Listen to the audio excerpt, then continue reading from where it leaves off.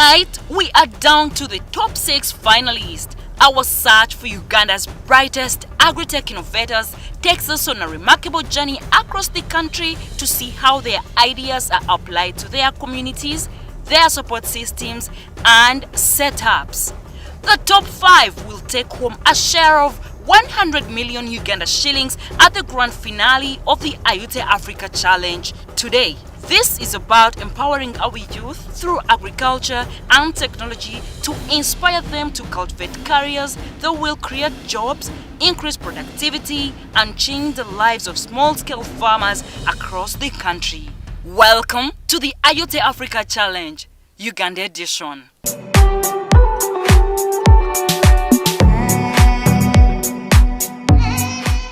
Ladies and gentlemen, welcome to yet another exciting episode of Ayute Africa Challenge, Uganda edition.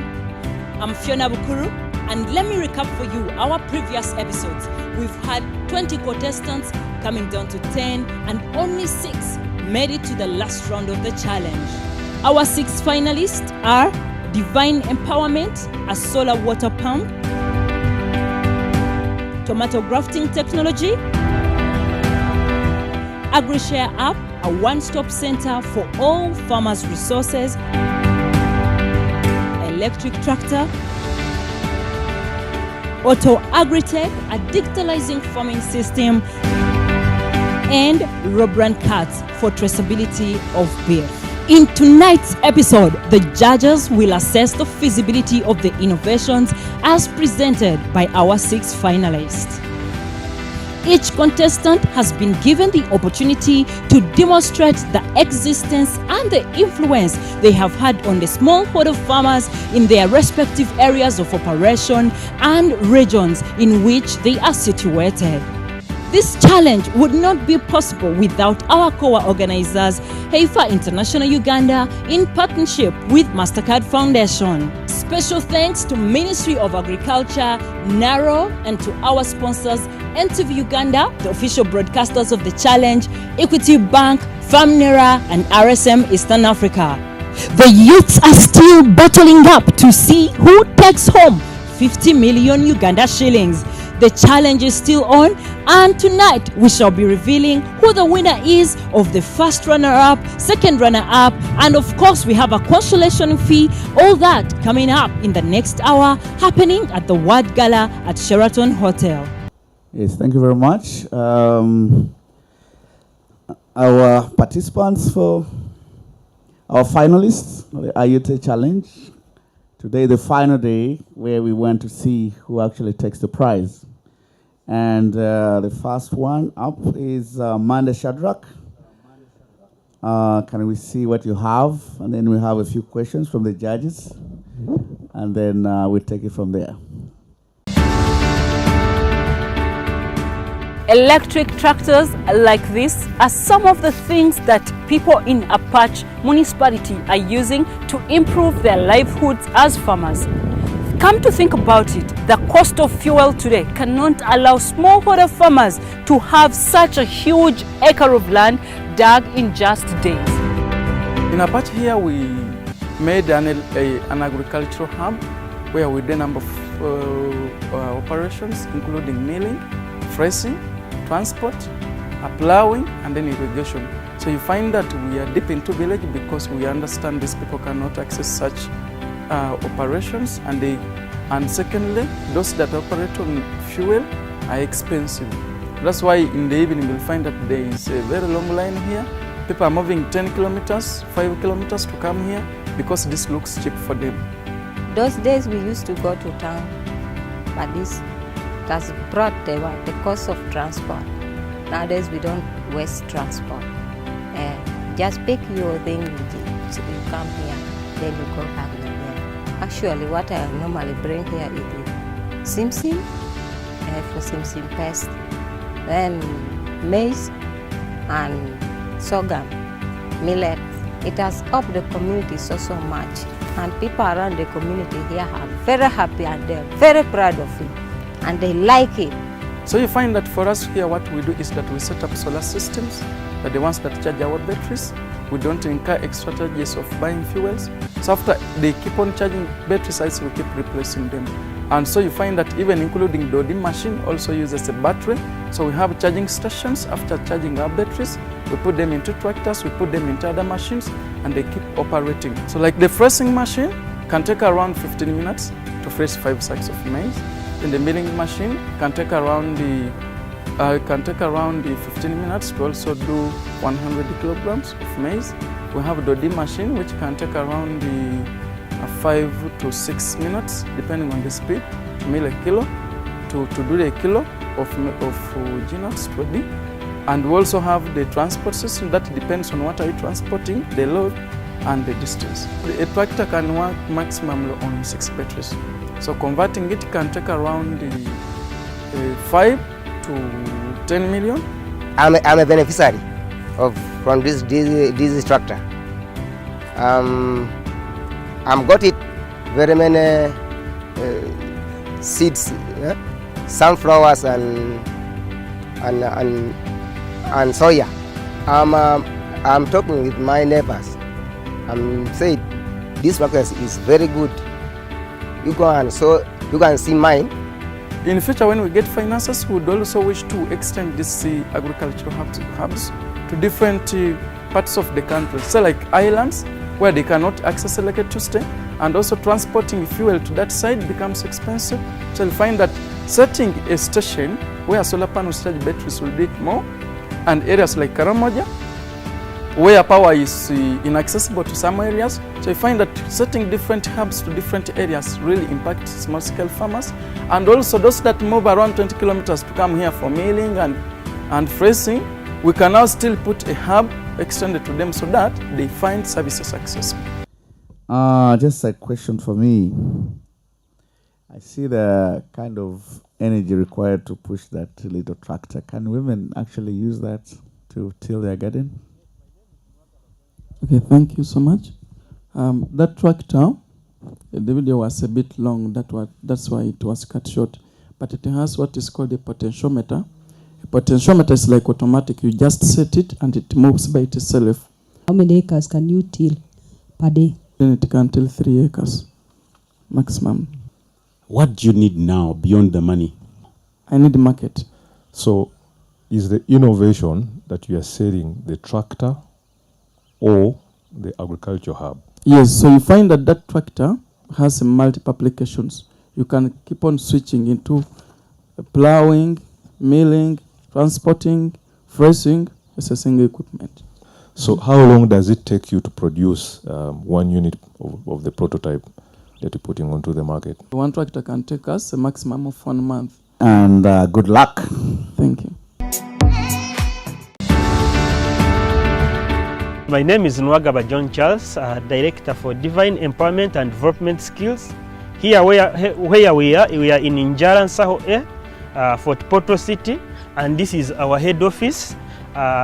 Together with me here, I have my fellow staff, and among the team we have the welders, we have the electricians, we have the plumbers who I have here. Welcome. I will take you through our workshops, training centers and offices. This side on my right, we have a hands-on workshop which we call our assembling plant, our workshop where we manufacture all these solar water pumps from. These are power supplies that we use to test the motors, the multimeters, and these are the motors that we have so that we work with to make these pumps happen. At Divine Empowerment and Development Skills, it is a registered green college. We started in 2018 and we have a registered, we have a center number from the Directorate of Industrial Training. We offer training in different courses, but we target majority of the youth that have dropped out of school. We train from 18 to 35 years and we offer different courses, that is solar installation and maintenance, phone repair and vegetable growing. So far we've trained over 150 youth, and after training these students, they graduate and we give them certificates of completion from our institution, as well as we give them workers pass from the Directorate of Industrial Training, so they are able to go outside and start up different businesses or do any other thing or do any other business. We chose to partner with the Divine simply because Divine is a social enterprise that has been here in this region equipping youth with green skills or training youth in solar installation to be specific. So that is why we decided to partner with it. And by then it was meeting the minimum requirements for a green college. In 2021, we came up with an idea of manufacturing solar water pumps, or what we call Nature Now. So now, as we talk of now, we have 2 prototypes that are working. And with these 2 prototypes that are working, we've already tested them in the field, in the communities with different farmers. And as we talk of now, they are ready to be scaled up in the market. My name is Haruna Chalgonza, a farmer in Injara A here. I deal in vegetables. So I use this pump for irrigating these crops, mainly during sunny dry season. The pump is cheap, it is easily movable, and in fact it has helped me a lot. I've been using it since for about 1.5 years now, and it has increased production. I'm now producing more than what I used to produce before I bought this pump. So I think this pump is useful. Yes, I recommend other farmers to use this during the dry season. It helps a lot. If we happen to win the challenge, we shall use part of this money to buy a 3D printer, and other money we'll put a welding plant, and the remaining 5 million will remain as an operational cost. Thank you. Thanks for the good work you've put in to ensure that this happens and impacts the farming region where you're from. And we hope that you'll be able to expand this to the rest of the country. Winning the money from Ayute Challenge, how will it impact your business? If we get the 3D printer and put our own welding plant, I think we increase our production by 50%. How long does it take you to make one pump? In a week, we can be able to manufacture 20 pumps if we had the machinery. And for how long have you prototyped? Since 2021. Okay, so if in 1 year you've been able to prototype 2, what magic are you going to use to jump from 2 to 20? Yeah, that one, we took this 1.5 years trying to prepare for all that. Yes, thank you very much. All the best with the innovation, and we hope that you continue impacting lives. Thank you.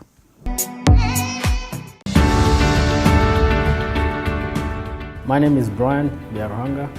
I am the Managing Director of Auto Agri Technologies Limited, but we are a team of 6. We started this company last year in October to empower farmers with digitalized farming systems that can help farmers mitigate challenges on their farms. At Auto Agri, we believe that productivity on the farm is a major driver of people choosing farming as a business. So we currently are reaching up to 54 farmers, 15 of which have got full-scale rollouts of this program, this software, and these are located across the country. Today we are here to hear from one of our testimonies, one of the farmers who are using our technology to manage their farms. This is Gaza Dairy Farm.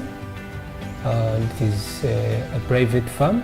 About this software, when you enter, for example, on a cow which is to be served or which is open, the system will show you. When you look at these colors, they tell us different activities that we do on our farm. When you see blue, it means you have an open cow. Then yellow, you have served it. Then green is the PD. The PD here, after doing a pregnancy diagnosis or test, and when it is positive, it shows you PD positive and it is green in color. Then the red one it is negative. You do a PD and you find that the cow after 60 days, which are now 2 months, this cow is what? Is negative. It will show you. Now in the black one, it showed the cow is barren. It is not what? It is not coming on heat. Then this pink one, or the yellowish one, shows you the cow is dry. Dry meaning that this cow, it has reached the 7th month and you stop milking it. And in our process of dairy farming, you have to keep the records to know when the cow is sick and when the cow is okay. I can enter all the data, all the information, and I have it recorded very well in the system. When I do milking one, for example, in the morning at 4, I am and enter, for example, the cow Kalunji. I enter. In the morning it was 9. In the evening it was 8. So the total of the day for that 30th it was 17. In case I have internet, this thing just connects directly. I just synchronize. I come here and synchronize directly. When, for example, my boss is connected on the internet, he's able to get the information that is taking place on the farm. At the same time, when I'm using this app or the software, I'm able to know the fathers and the mothers of these cows. We intend to design the same systems for other value chains because this is entirely for dairy farmers, and now we intend to develop the similar system for the goat farmers, for the poultry farmers, for the piggery farmers, so that they will also be able, to also benefit from such technologies. Please. Thank you very much for the wonderful innovation. You're welcome. I can only applaud the impact this will have to our livestock farmers. How many people are currently subscribing, the farmers? Is it already commercialization stage? Yes, it's already at the commercialization stage, and we have 54 farmers in the country. In one sentence, can you tell me what your innovation is all about? A digitalized farming system that helps a farmer to monitor his farm even when they are not at the farm. Who do you think your competitors are in the market? People selling the manual record-keeping equipment. So what's your plan for scale? We believe we can do as many smart systems as we can in the country, but the problem is if the minds of the people are not changed, then you cannot sell the product. Thank you too for your all the best. Brilliant questions. Thank you very much.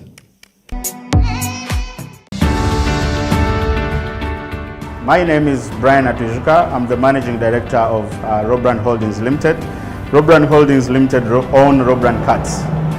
At Robrand Cuts, we have a shop which is located along Chisas Chanja Road, just next to Ndundu Complex. We also own an online system which is on the website. It is found at www.robrandcuts.com. When you're using our system, we are able to get orders from our clients, and the clients can order wherever they are within the Kampala metropolitan area.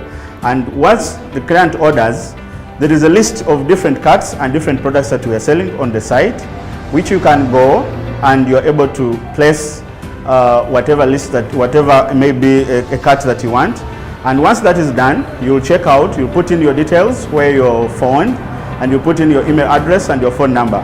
Once that order is received, my team is able to call back and confirm the order. And once the order is confirmed, the team prepares the order and the order is delivered at your home. At Robrand Cuts, our future plans, we are looking at making this a household brand in Kampala Metropolitan to start with, as we expand to the entire country. How are we looking at doing this?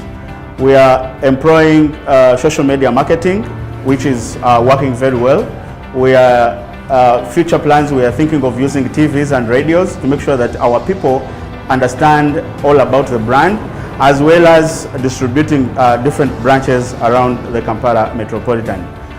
When we win the 50 million, the 50% is going to production, or is going to support production to make sure that we have the bulls that we are culling and we're able to buy from the farmers that we have already supported with the technologies.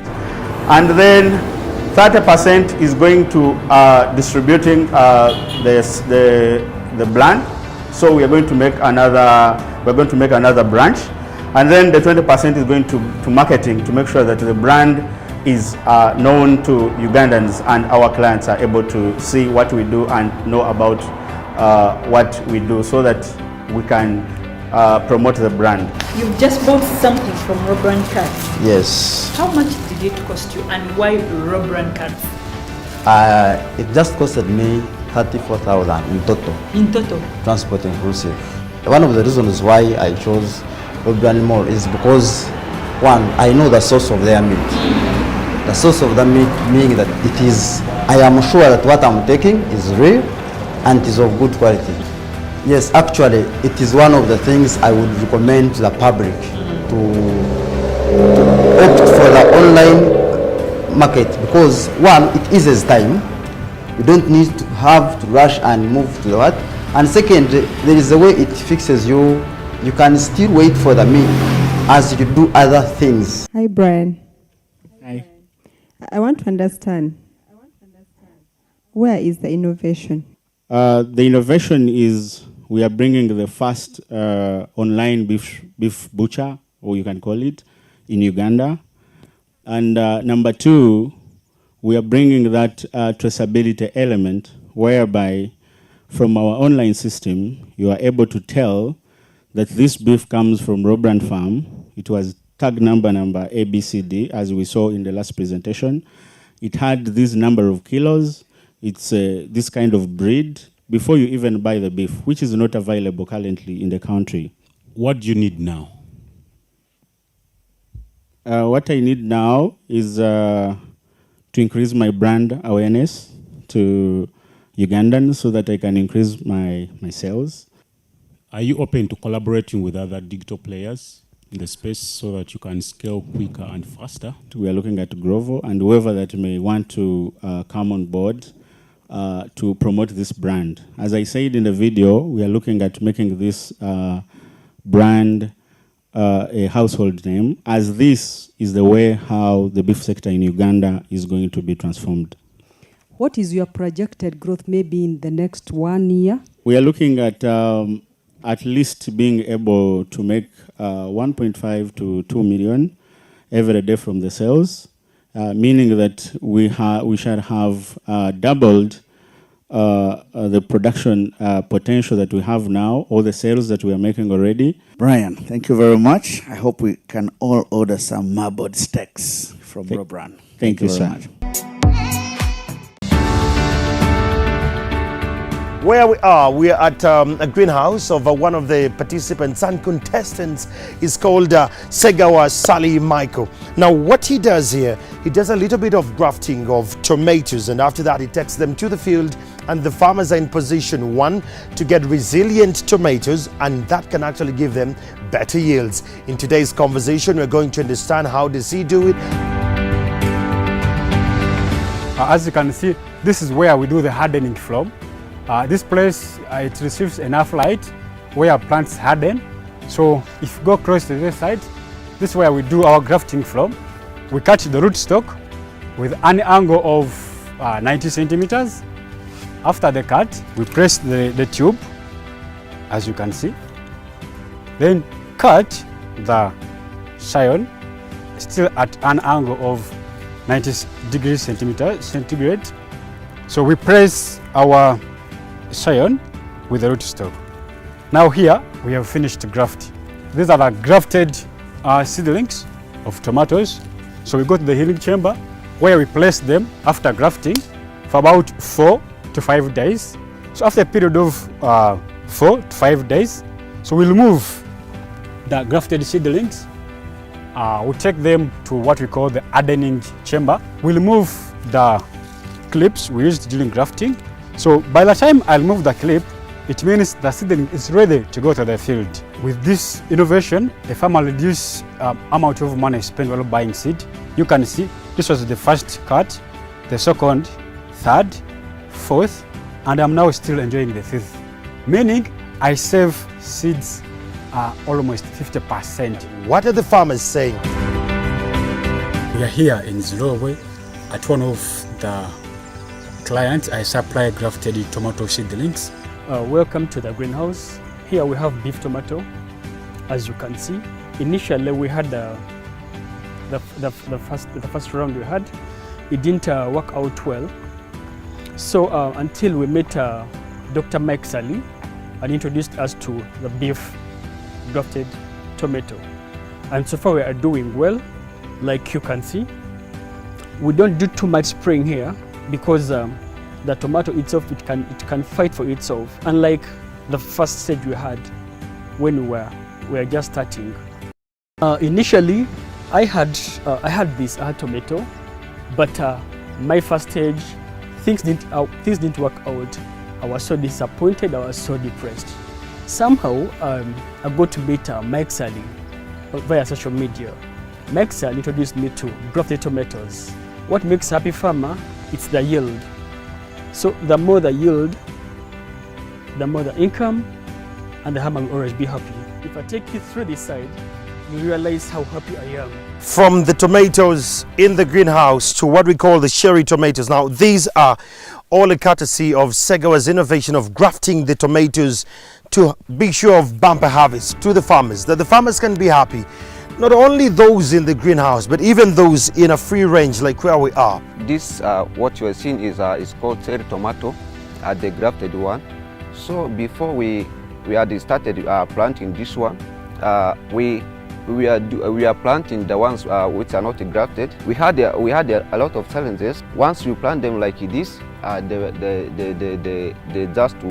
start to die, they wilt, and their condition, they are not good. So they normally discourage us. So after that one, we decided to come to this one, which is now grafted. The competition is just getting tough and much more intense. We're wondering who is going to be the winner of the big prize of the 100 million Ugandan shilling. Thank you very much, John, for the good work that you are doing.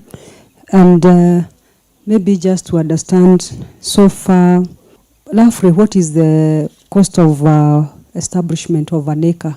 The cost of production themselves for 1 acre, I will compare the two. Someone who has not used grafted tomatoes and someone who has used grafted tomatoes. Basically, for seeds which plants 1 acre, it's about between 450 to 500 normally. But remember, farmers lose over 30% of their seeds at initial stage of making a nursery. Remember, during production cycle stage, instead of planting 1 acre, you end up having 3/4 or half acre because of the loss of the seeds. How many seedlings are you able to produce or to sell per season? For farmers with greenhouse, they don't understand the word season. Okay. The year we do it throughout the year. For open field growers, they talk in terms of seasons. So for 1 season, we can graft over 100,000 seedlings. Basically, there's about 10 acres of tomatoes. Mike, thanks very much. Welcome. We're looking forward to some more meaty tomatoes coming from your grafted ones. Thank you very much, and all the best.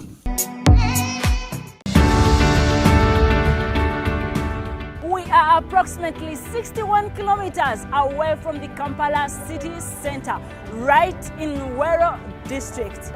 Luwero district harbors one of the contestants of the Ayute Africa Challenge, who was able to make it to the last round of the challenge. And this is AgriShare app. We are here to see what they have done for the community and how they've impacted the livelihood of the smallholder farmers.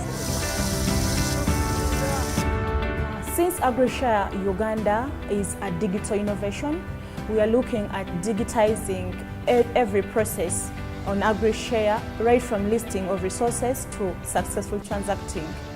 Yes. We also look at freeing and connecting of resources, or making linkage of these resources to farmers free, so that each and every farmer can be able to access these resources. We make sure that people get to know that you do not have to own something to have access to it. We have agents all over Uganda, all over the districts of Uganda. So those agents go on and do door-to-door movements, telling people what AgriShare is all about and how beneficial it is to any farmer or any individual out there. As agent who goes out to the investors in farming, Mr. Robega is the farmer.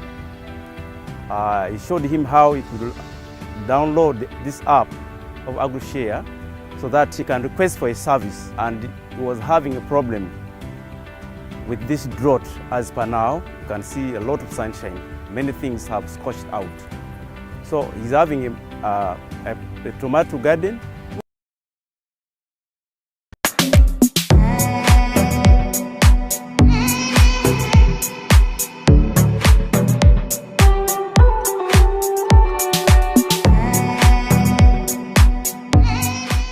Tonight, we are down to the top 6 finalists. Our search for Uganda's brightest agri-tech innovators takes us on a remarkable journey across the country to see how their ideas are applied to their communities, their support systems, and setups. The top 5 will take home a share of 100 million Uganda shillings at the grand finale of the Ayute Africa Challenge today. This is about empowering our youth through agriculture and technology to inspire them to cultivate careers that will create jobs, increase productivity, and change the lives of small-scale farmers across the country. Welcome to the Ayute Africa Challenge, Uganda edition.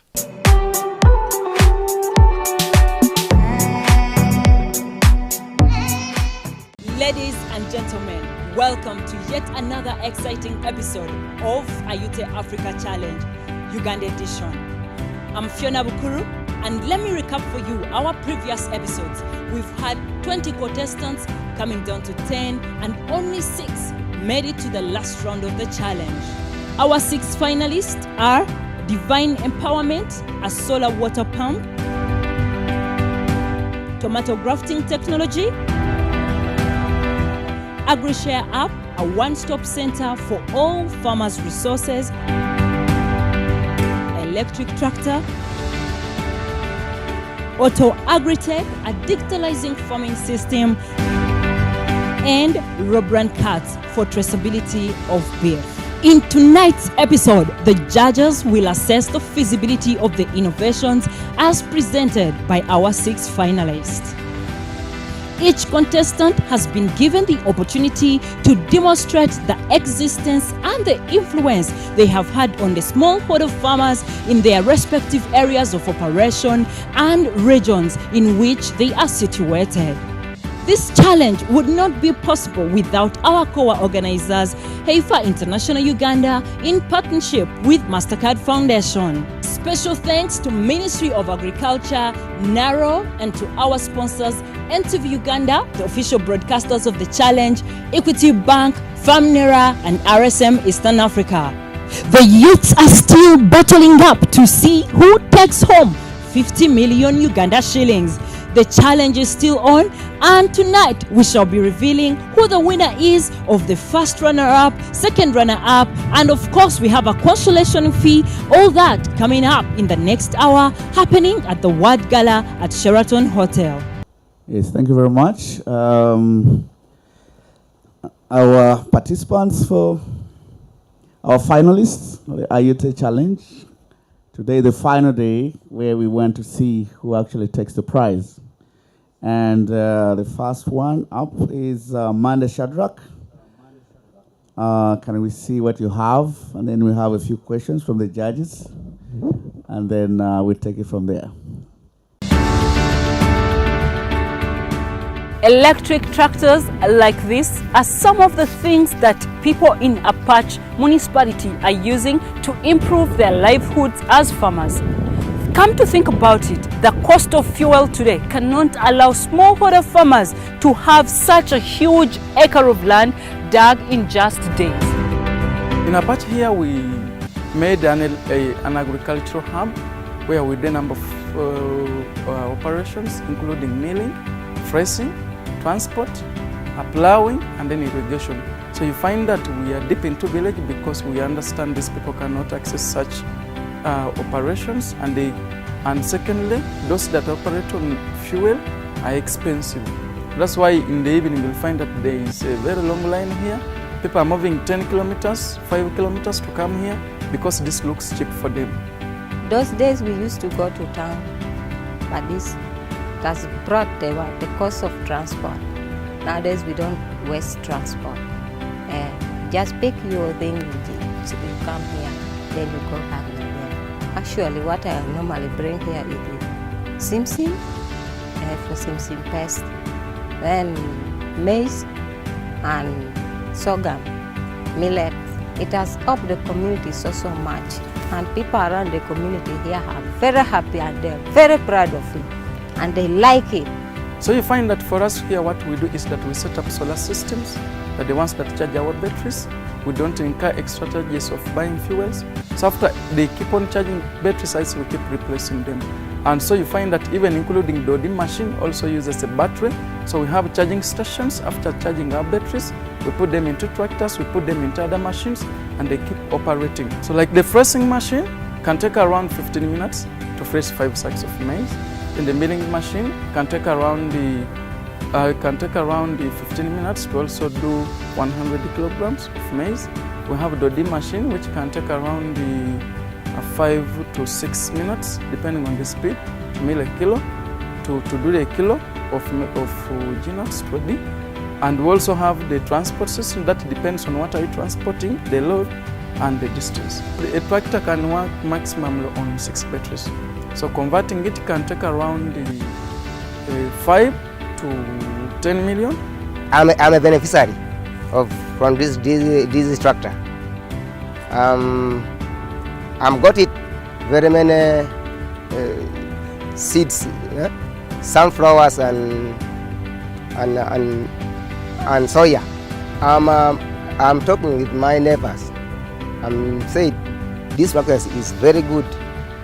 You can see mine. In the future, when we get finances, we would also wish to extend this agricultural hubs to different parts of the country. So like islands where they cannot access electricity, and also transporting fuel to that side becomes expensive. So you'll find that setting a station where solar panels charge batteries will be more, and areas like Karamoja, where power is inaccessible to some areas. So you find that setting different hubs to different areas really impacts small-scale farmers, and also those that move around 20 kilometers to come here for milling and threshing. We can now still put a hub extended to them so that they find services accessible. Just a question for me. I see the kind of energy required to push that little tractor. Can women actually use that to till their garden? Okay, thank you so much. That tractor, the video was a bit long, that's why it was cut short. But it has what is called a potentiometer. A potentiometer is like automatic. You just set it and it moves by itself. How many acres can you till per day? Then it can till 3 acres maximum. What do you need now beyond the money? I need the market. So is the innovation that you are selling the tractor or the agriculture hub? Yes, so you find that tractor has multiple applications.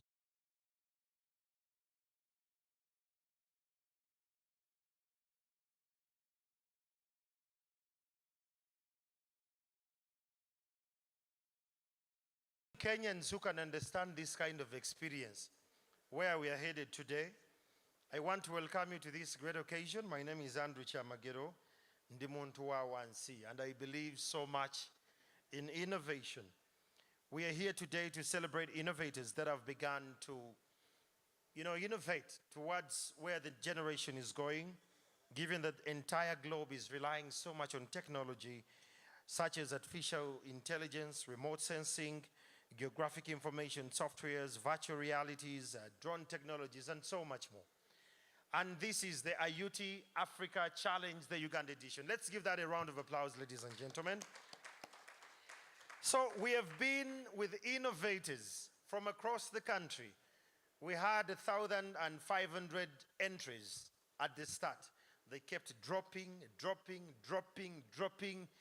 And tonight, we are yet to see the 5 finalists take away some bit of money and much more support that will be given to them in terms of capacity building. So that said, I want to welcome you to this great occasion, and without any further ado, I'm going to invite you to this occasion. You're so much welcome. Thanks for keeping time. Whoever is tweeting about this, the hashtag is Ayute Challenge Uganda. And as that, we have our waitresses and waiters who are going to go around us. Please order for something to drink. We have started officially with our cocktails.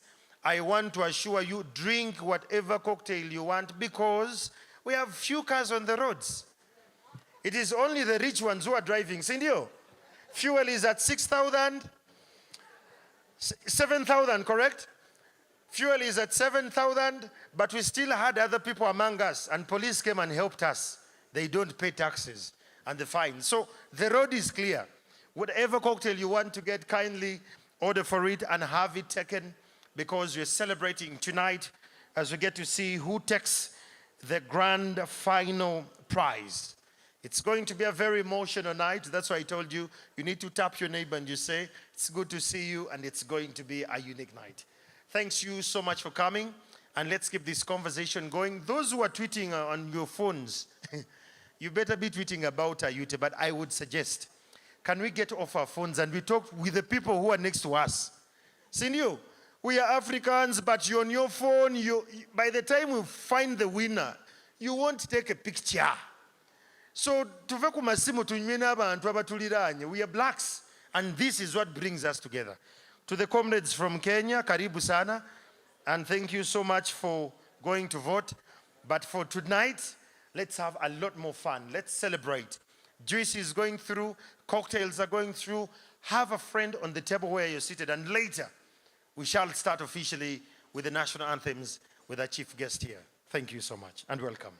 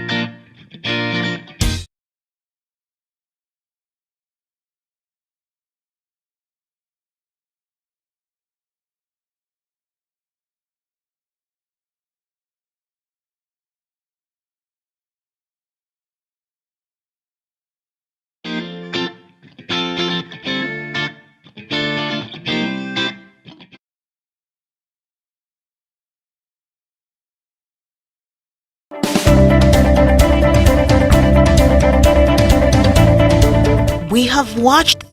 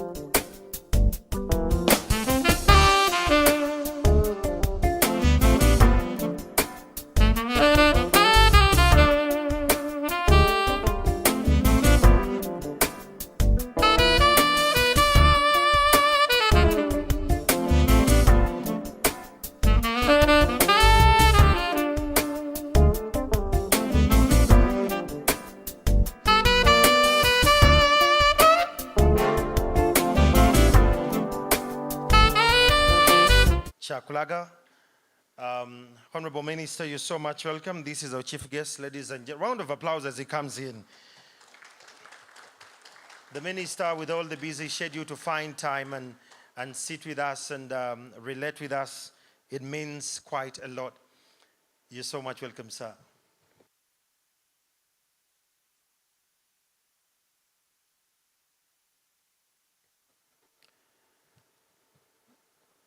You're so much welcome.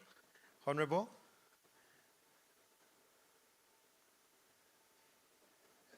Honorable, that is your table there. Protocol allowed us to put you there. Thank you, sir. Thank you, sir.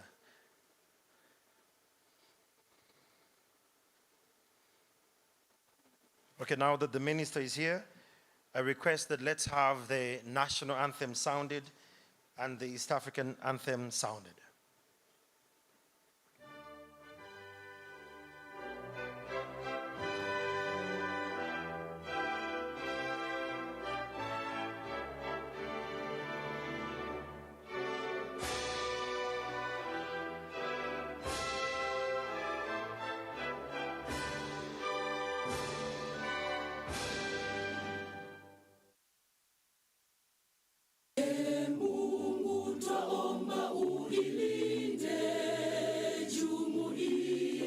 Afrika Mashariki, tuwezeshe kuishi kwa amani, tutimize na malengo yetu, jumuiya yetu sote tuilinde, tuajibike, tuimarike, umoja wetu ni nguzo yetu,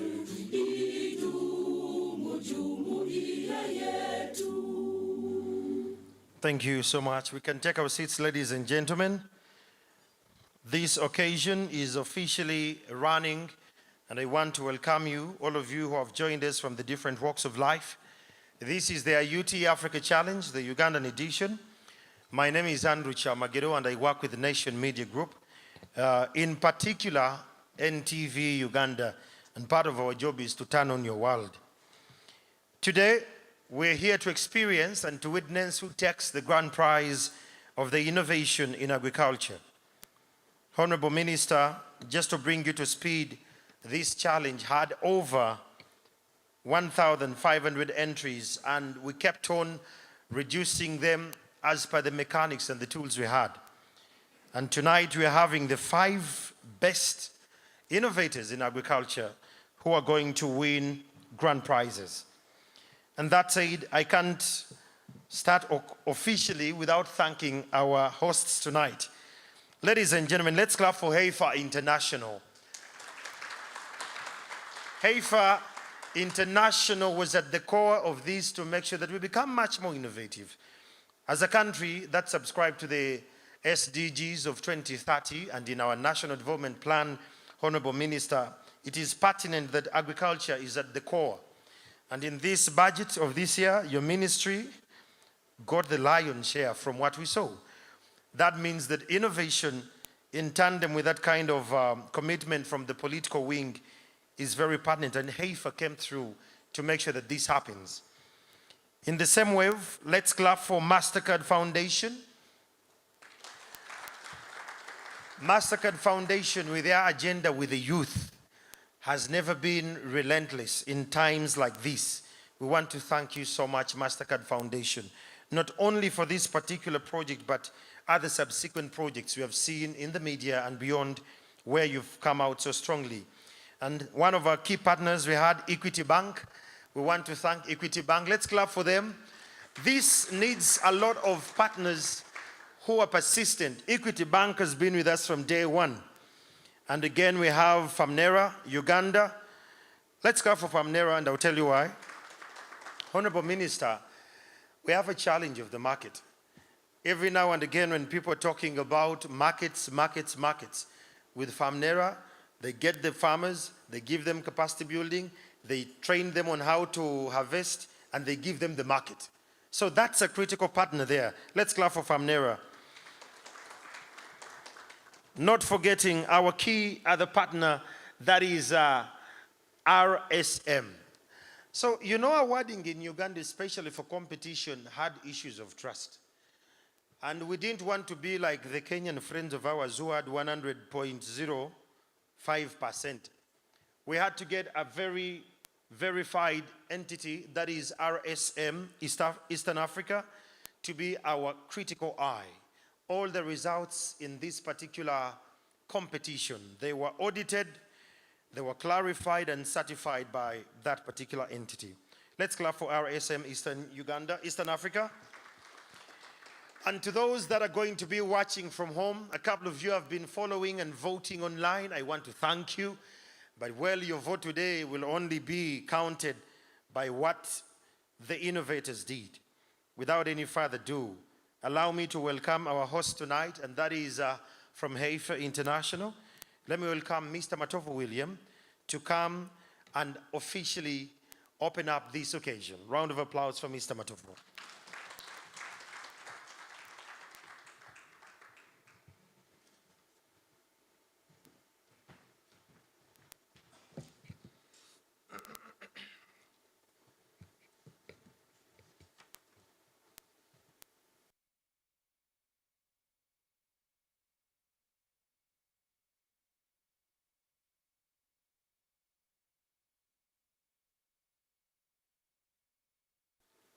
The Senior Vice President for Heifer Programs in Africa, sponsors of this event, contestants, invited guests, protocol observed. My name is William Matov, and I work as the Country Director for Heifer International. We thank you and appreciate you, all of you, for honoring our invitation, and hence most welcome to the Ayute Africa Uganda 2022 Award Gala. I wish to draw your attention that Heifer International, as a non-profit organization, has been present in Uganda since 1982 and has so far reached over 6.2 million families in the country, almost touching each and every part of the country. Heifer's Uganda's 5-year goal is to help close to about 400,000 smallholder families, especially in the coming 5 years. And the manner of help is to ensure that we can support those smallholder farmers to enter the money economy as it has been articulated by government strategy. We work in an intentional manner to ensure that we work with those smallholder farmers to close a link of income so that they can live a dignified life.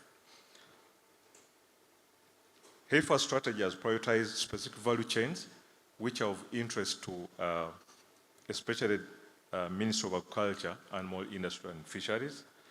And these value chains include dairy, oilseeds, poultry, swine, and horticulture as core anchor value chains that we want to focus on to work with the number of smallholder farmers that I've talked about in the coming 5 years. The aforementioned value chains are low barrier entry for women and youth, and we believe that they are critical in enabling Uganda to achieve the agro-industrialization agenda.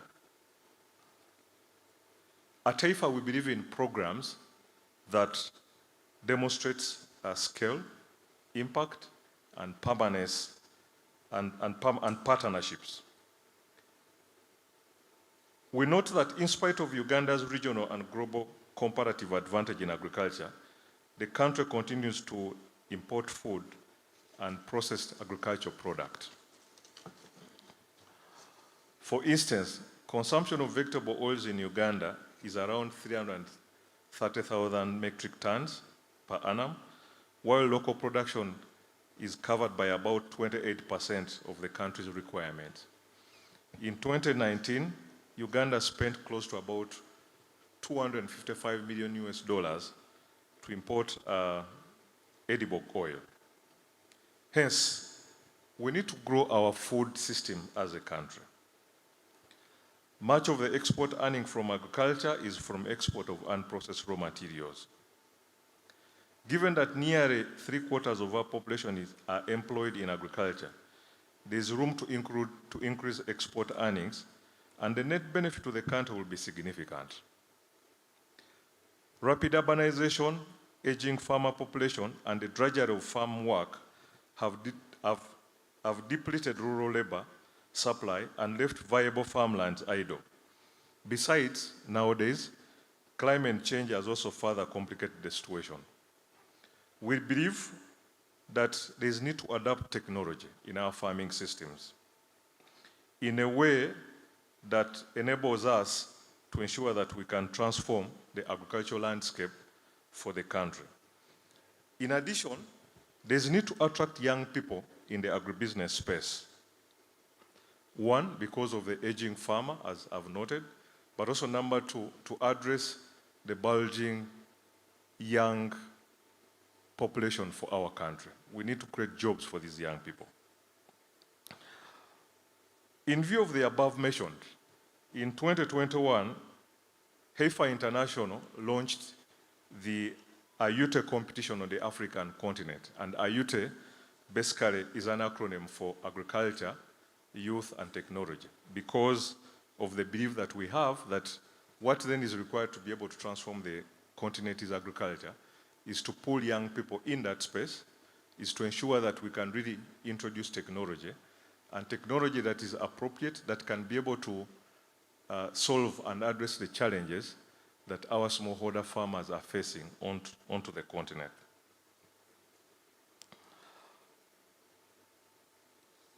So we believe that this is an ambitious competition, and based on the results which we saw by running the continental competition, we cascaded it down to country level. And on the 16th of June 2022, the Ayute Africa Challenge Uganda was launched. The competition has attracted quite a numerous innovation from young people. And again, as the master of our ceremony has already indicated, close to over 1,000 entries were received. Those are great innovations that are coming from young people from this country. The ideas went through a robust vetting process by a panel of judges, as will be told later. And hence today, we are here to witness the top five awardees, or the top 5 innovators that came through this competition. The Ayute National Champion competition focuses on youth-operated local startups that have launched their agri-tech businesses, especially in the last 3 years. Focus was on those innovations or ideas that address smallholder challenges with a strong potential to scale and with a strong focus of a business approach. Further, the competition provides an opportunity for young innovators in Uganda to secure funding and be provided with the visibility which they need to scale up their agri-tech solutions so that they can reach millions of farmers, not just in Uganda, but Africa at large. The competition was intense and demonstrated the thriving and flourishing youth agri-tech community in Uganda. The candidates were evaluated based on their business models, the tech solutions they are providing, and approach towards problem solving for the smallholder farmer in Uganda, and their market fit. The innovation were validated, and potentially the ideas are able to generate revenue if at all they are taken to scale, and that they are more sustainable. One of the unique aspects of the competition was the emphasis on the commercial viability of the innovation that young people were bringing on board, and the ability to be able to stimulate production productivity within the agricultural space, but also to guarantee that that innovation is not going to die in the coming 1 year, 2 years, or 3 years. So we thought out solutions that are practical and cost-effective to especially become the best awardees. To the contestants, and all the contestants who participated in the VET, you are all winners. It's not about the 5 top contestants. Your innovations have been noticed by an array of players within the agricultural space and the financial sector per se, and thus, please soldier on to realize your dreams for why then you came up to innovate some of those innovations that you brought on board. Beyond the competition, HEIFA and the partners will continue to engage with you for purpose of providing incubation services for the innovation that you presented, but also connect you financiers, and where it makes sense, invest in your innovation of businesses.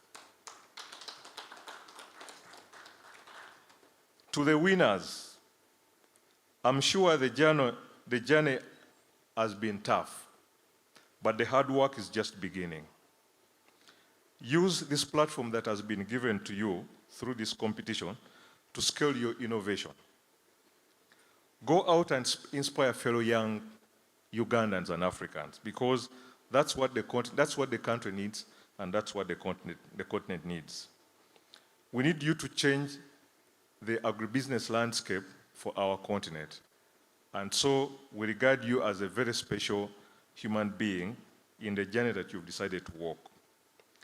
I take this opportunity to thank our partners on the Ayute Project 2022, specifically the MasterCard Foundation, the National Media Group, the Equity Bank, Famunela, RSM auditors, and importantly, the Ministry of Agriculture, Small Industry and Fisheries.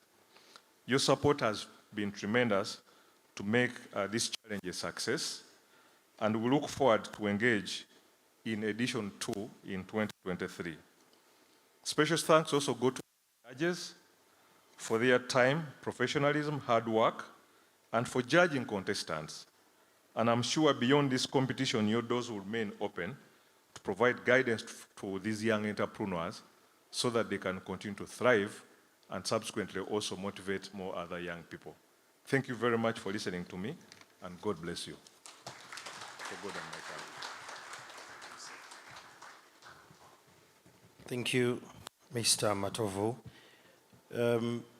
It is pertinent to re-echo that all participants who have been a part of this, they're not just going to lose out. Much more benefits comes to you.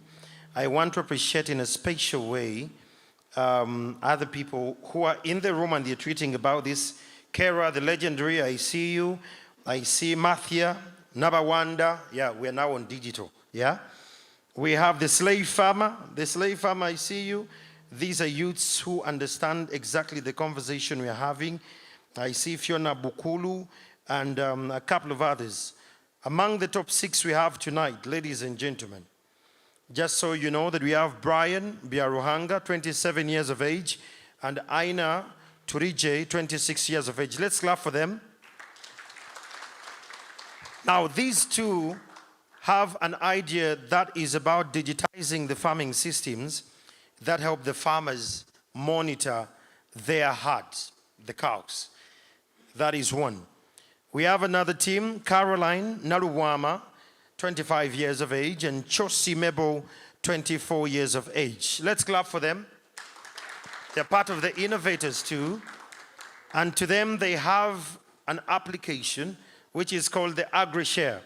It interconnects the mobile application, the websites, and the agents, especially to the farmers. And we have Mr. Segawa Mike Sally, 28 years of age. Let's clap for Mr. Segawa.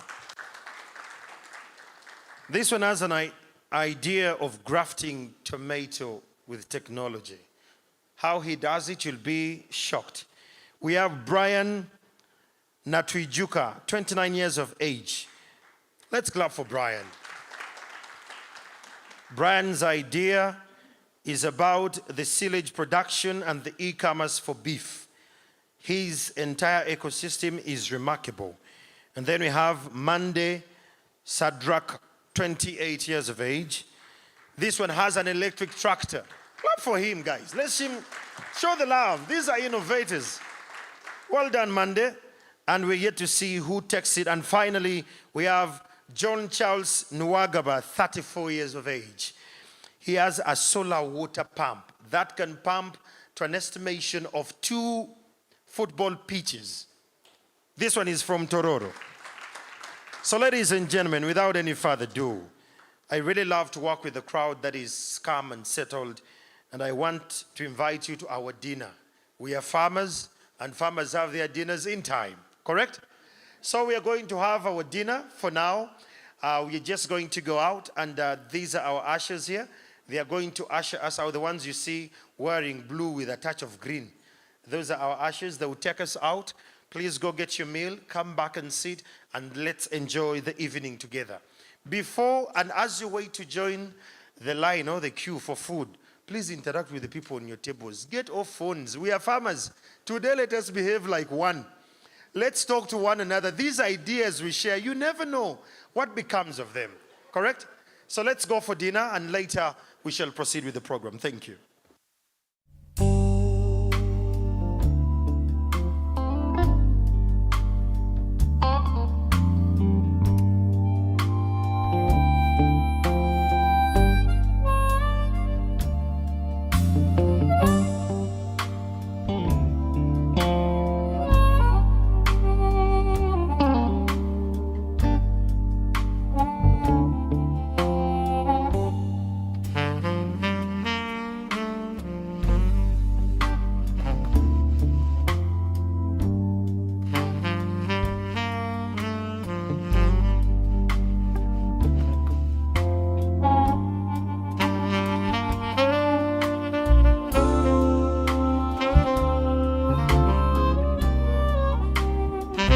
Maestro, Michael Woman, Jose Sachs.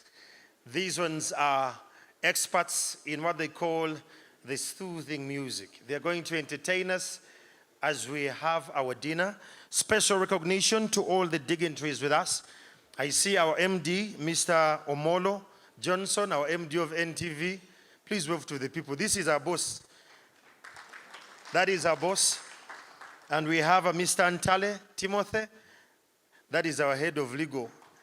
Anytime you report a journalist of Nation Media, is the guy in the court.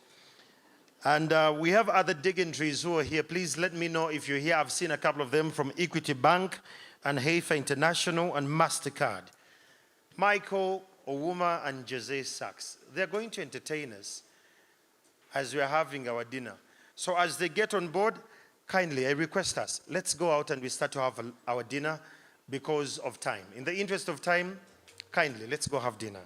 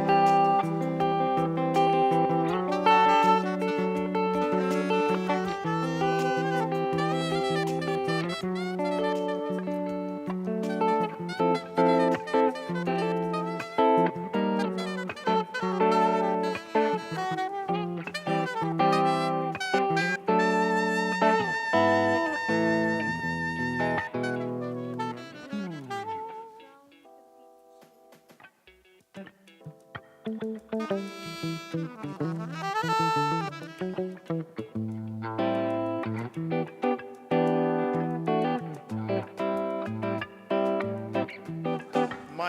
Owuma and Jose Sachs.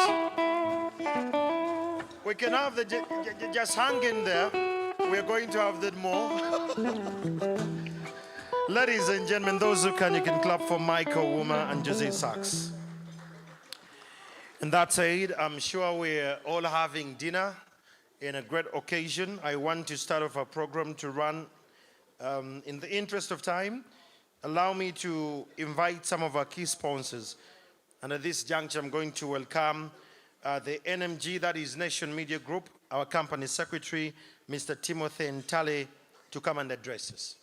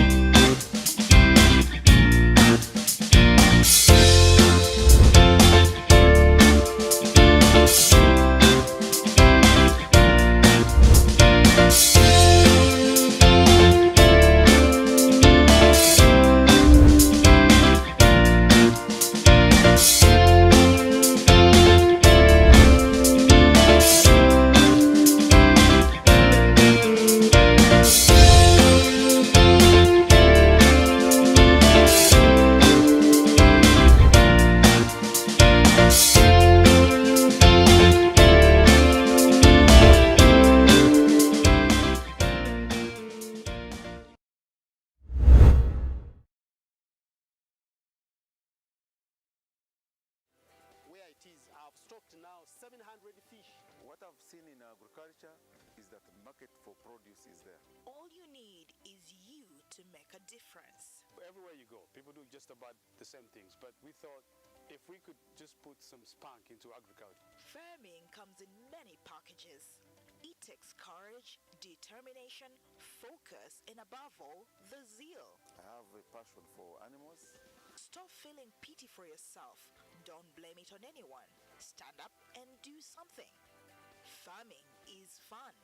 Join us on this program and let's make the world we live in a better place. You, the viewer outside there, don't you see it is just lively? At Seeds of Gold every Saturday only on NTV.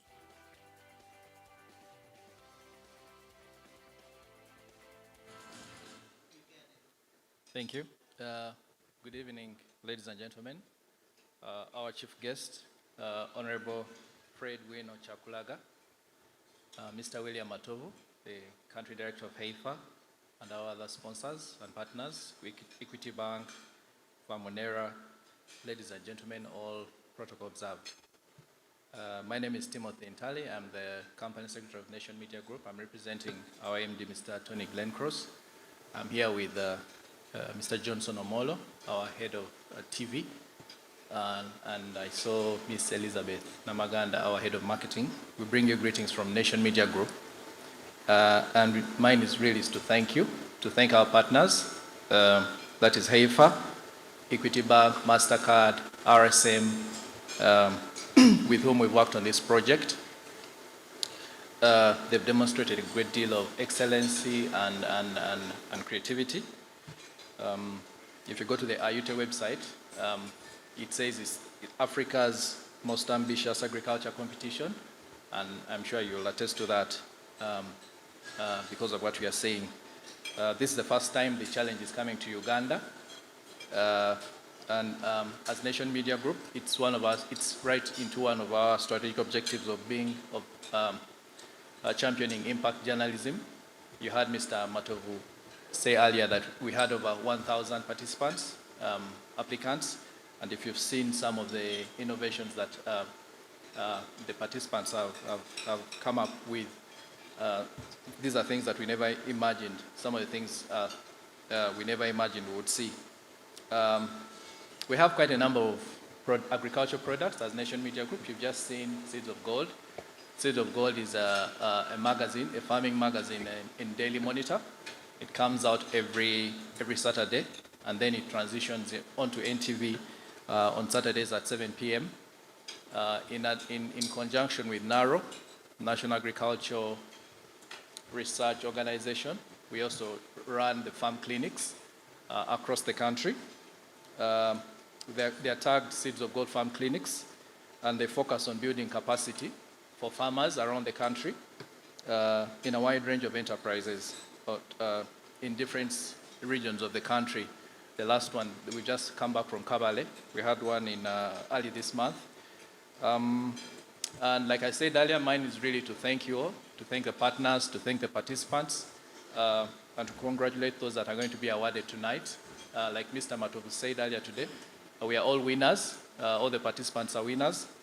And we also welcome you, the different partners, the participants, to come into our spaces as Nation Media. NTV, Spark TV, KFM, Dembe FM, the East African, and of course Daily Monitor, which is celebrating 30 years of existence. So thank you all, and I hope we'll have a good evening. Thank you.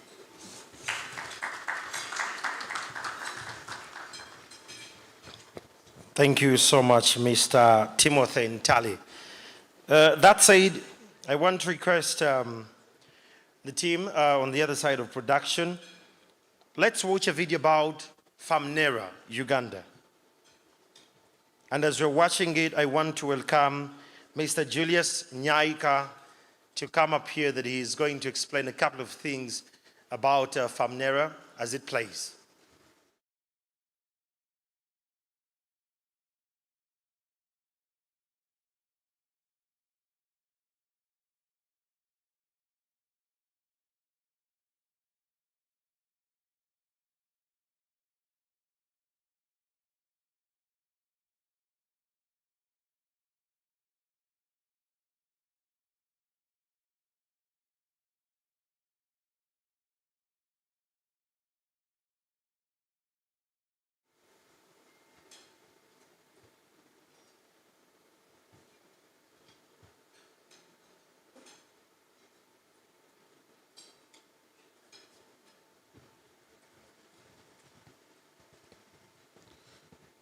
Good evening, ladies and gentlemen, Honorable Minister, HEFA International, and all the other partners in the room. My name is Naika Julius.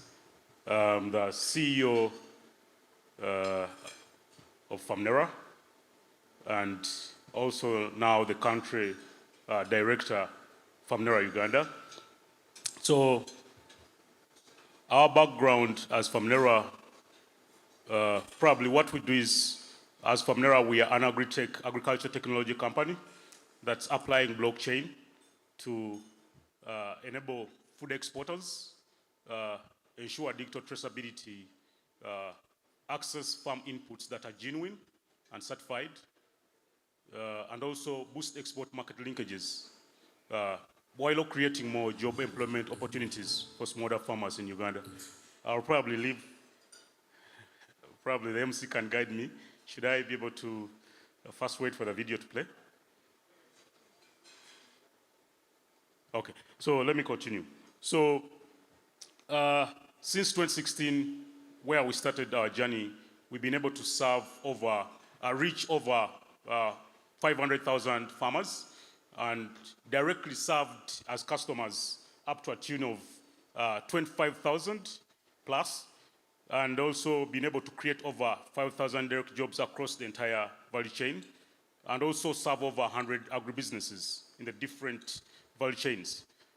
Our journey, where we are moving in the next 3 years between now and 2025, we have embarked on the journey to serve up to 15 million across Africa, and be able to serve directly as customers up to a tune of 1.5, that's 10%, and be able to create up to 75,000 indirect jobs in the different value chains across Africa, and also be able to have 1,000 agribusinesses enabled on our platform, especially the exporters and importers, plus the farmers, plus the input suppliers. So why we are here in this challenge as part of the co-sponsors, our interest was to be able to enable the young people, because I know what it means, because I've walked the journey where I started with nothing, and we didn't have this in the room, where you could walk in and have an opportunity to have all these sponsors be in the house, where you have Heifer, you have Famnera, you have MasterCard, you have everybody, Equity Bank, and others that are able to give you a hand and you have a stepping stone. And it was a tough journey, 7 years down the road. That's why it has taken us long to even consider to scale now. But now, with you people, the young people, you have this opportunity. We want to see, we as Famnera, that you don't need to spend more than a year or 2 years without actually scaling into another market. And that's why, because we are on the journey to cover 7 countries of East Africa between now and 2025, we want to work with you and also be able to have traction wherever we work with you. We shall be able to help you access the same customers that we're serving. So we are open for you to plug into our platform. For those that are innovatively producing food, you're going to have a free marketplace to trade on 24 hours to the global market. And those that have solutions that are enabling farmers, you are plugging into our blockchain system to be able to have traction in real time so that you can have those applications immediately used. So with that, I look forward, and those that are having inputs, I've seen some, like Segawa and others on the list. We're going to have you access market to the farmers that you want to serve as your customers. So with that, I wish everyone a happy evening, and I hope to engage with some of you here and be able to see areas of collaborations here and there. Thank you very much.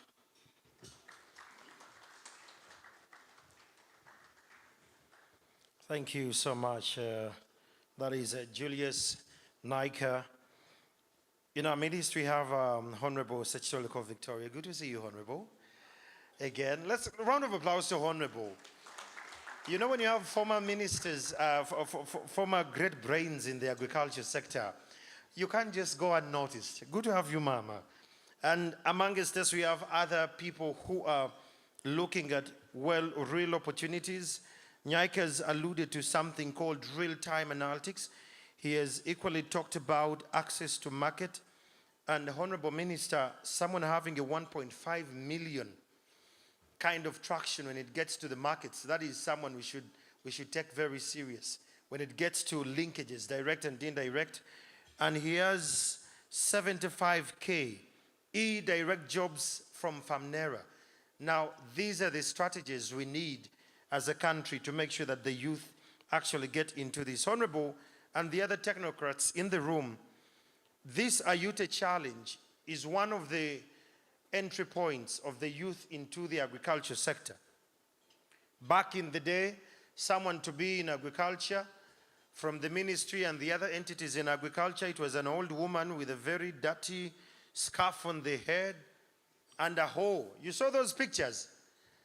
Honorable, with this new technology, me and my generation, we are going to be part of the industry, and believe you me, we are going to be proud of what we are. Ladies and gentlemen, we could not do this without a financial. Someone who believes in the agenda. Farmers are not very good when it gets to record keeping, and they hate banks because of sign here, sign there, come back tomorrow, collateral.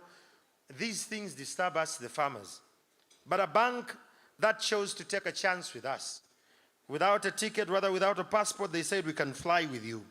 Ladies and gentlemen, let's welcome the head of retail from Equity Bank, Mr. Kato George. Growing is natural. It's something that defines our journey. It's that first step. It's the next sunrise. The desire to achieve more. It's the joy to see things grow and keeps your eyes on tomorrow. As this great nation grows, we believe that we can grow together. Grow your ambitions. Grow larger. Grow higher. Grow together. Equity.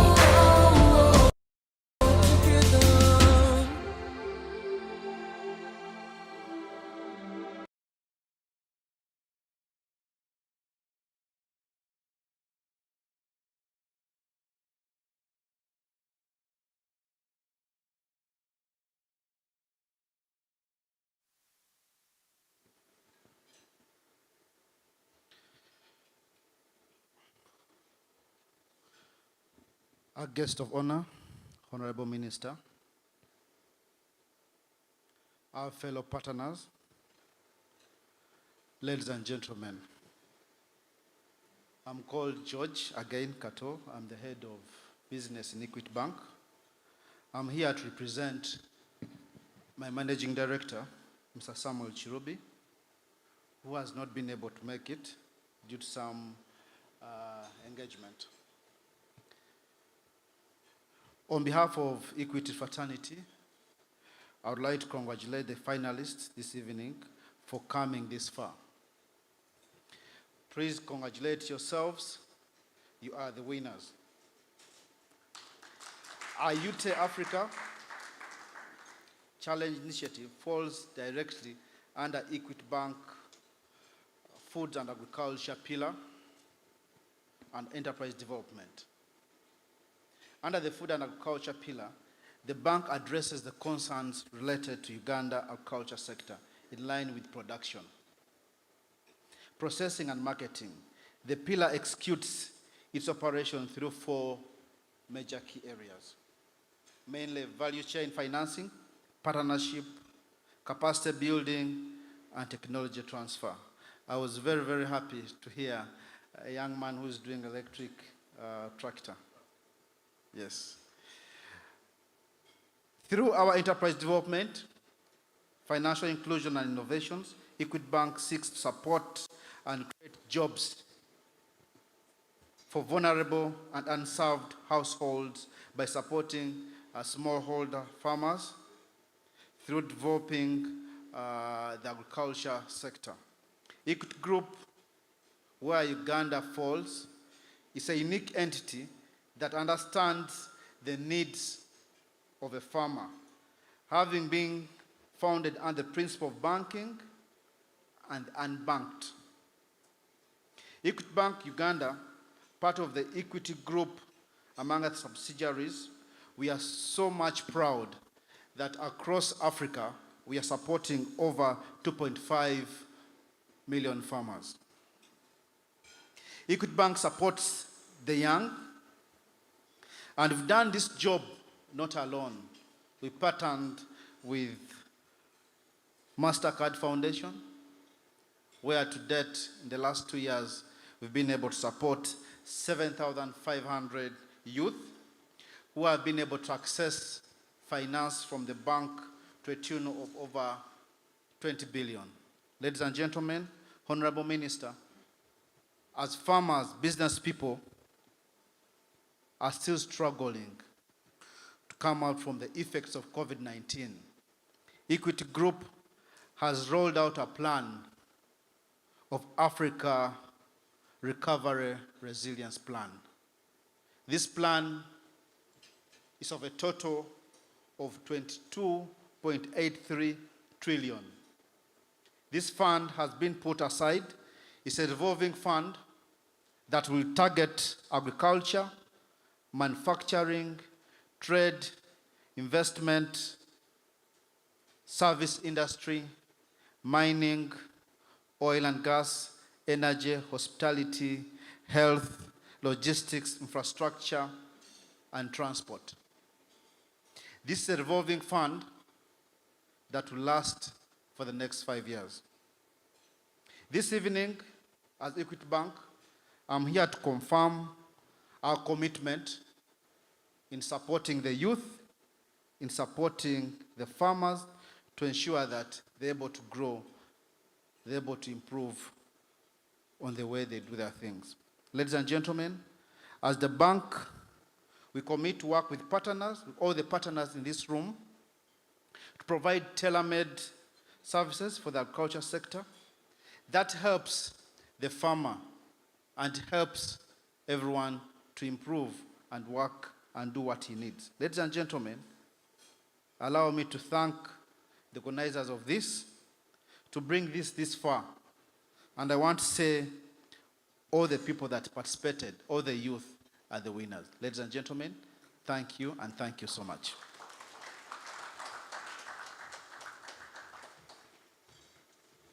Thank you, Kato. Your speech was very brief, and we strongly believe that when the farmers come, the bank will equally access and accelerate the credit facility in the same gesture. Thank you so much, George. Remember I told you that our host tonight is Haifa International, correct?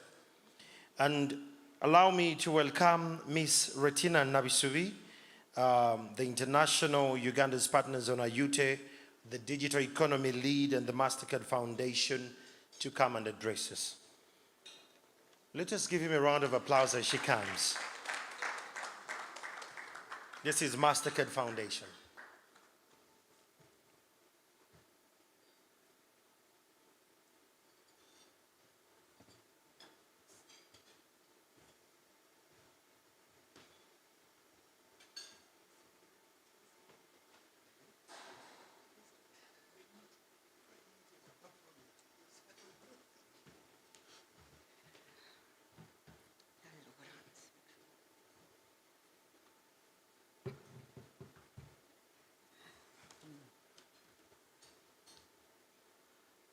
Honorable Winifred Chagulaga, State Minister of Agriculture, the Senior Vice President, Heifer International, Ms. Adesua Ifedi, all Ayute sponsors and judges, participants of the Ayute Challenge, and all distinguished guests.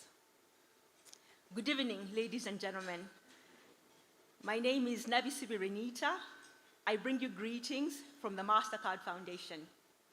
Together with my colleague, Ms. Patience Biaruhanga, we're representing the country head, MasterCard Foundation, Uganda, who was unable to be physically present with us this evening.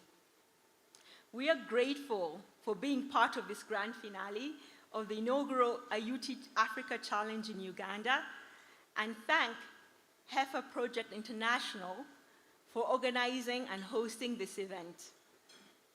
For the last 6 years, Heifer International in Uganda, in partnership with MasterCard Foundation, has been implementing the East Africa Youth Inclusion Program.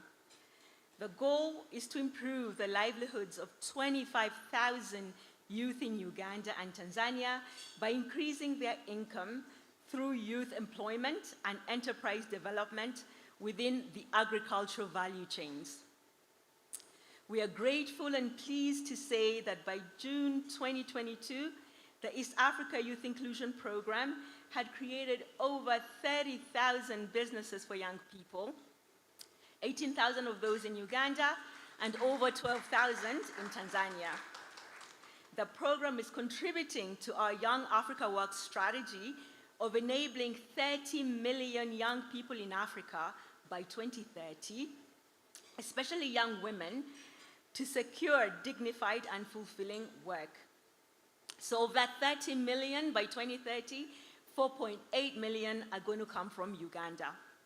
And we have a target of those 4.8 million, 70% of them are going to be young women.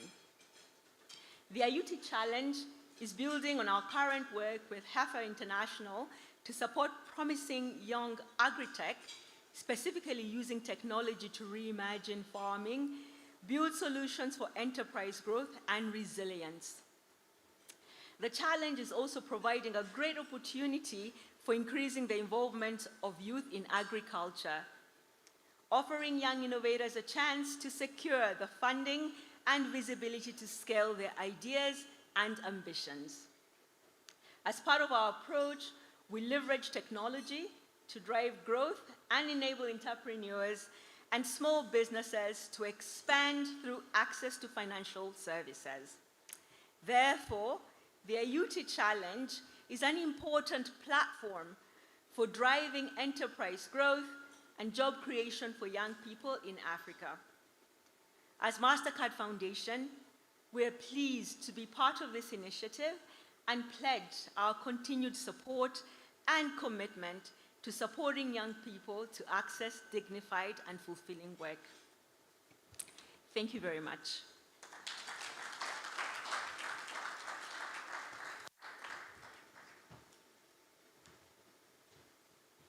Thank you so much, MasterCard Foundation. Honorable, these figures, I don't know whether they're speaking to you. We had 1.570K And now here we are having more figures coming from MasterCard Foundation. I just can't wait to listen to your speech. Friends, some of you don't know how far this journey came from. Let's pay attention to the screen and we see the Ayute journey now. This is our Uganda, where almost half its population is under 15. We have an immense youthful human resource at our disposal. This country of over 44 million people is developing, and its youth will be the driving force for its economic and social transformation. At the heart of unlocking Uganda's economic potential is the development of agriculture from a subsistence model to a commercial model with different opportunities for its people down the value chain. There's a great need to plant the seeds that will address the question of food security, job creation for youth, and improve the lives of the man on the ground, Omuntu wa wansi. Heifer International Uganda has embarked on this remarkable journey to address this problem by turning to the youth to innovate and unlock Uganda's agri-tech potential. Through our strategic partnerships with MasterCard Foundation, Nation Media Group, Equity Bank, Famunera and RSM East Africa, we embarked on a national quest to find Uganda's best agri-tech innovators that will impact the lives of smallholder farmers. The Ayute Africa Challenge Uganda edition is part of an ambitious continental drive to challenge the youth to combine their ingenuity with the many possibilities of emerging technologies that can support smallholder farmers to grow their business and incomes. We launched our campaign on the 16th of June 2022 with a nationwide multimedia campaign calling on all the youth of Uganda to submit their agri-tech innovations in a 2-minute pitch video for a chance to win a share of the 100 million, a first in Uganda. As a challenge, it's meant to encourage young agri-tech innovations to scale their ambitions and their ability to deliver meaningful impact for farmers. What started with local news coverage poured on social media with multiple outlets picking up the story and requests for radio interviews coming in. We also had friends on social media who joined in the rallying cry for the youth to take on the challenge. Sandra aka Slave Farmer and retired Assistant Inspector General Asan Kasinje joined the chorus to raise attention to this great cause. The response was enormous. We received 250 submissions by the closing deadline and more still kept coming in. We went through a rigorous process for getting the top 20 contestants who joined us at the National Crops Resources Research Institute, Namulonge, for our pitching session. It was time to take action on the road, and on the TV show, our 20 national finalists began by pitching their innovative work for a chance to make it to the top 10. Emotions ran high and contestants gave it a spirited fight, and our judges were impressed but had to make the tough choice. We took the show on the road and traveled across the country with our top 10 finalists to put their innovations to the test. Amazingly, revelations showed the true African spirit of ingenuity and persistence. We saw the connections our finalists had with the land, the people, and it was amazing to see this in motion. Tonight we are down to the top 6 finalists. Our search for Uganda's brightest agri-tech innovators takes us on a remarkable journey across the country to see how their ideas are applied to their community, their support systems and setups. The top 5 will take home a share of the 100 million at the grand finale of the Ayute Africa Challenge Uganda today. This is about empowering our youth through agriculture and technology to inspire them to cultivate careers that will create jobs, increase productivity, and change the lives of small-scale farmers across the country. Welcome.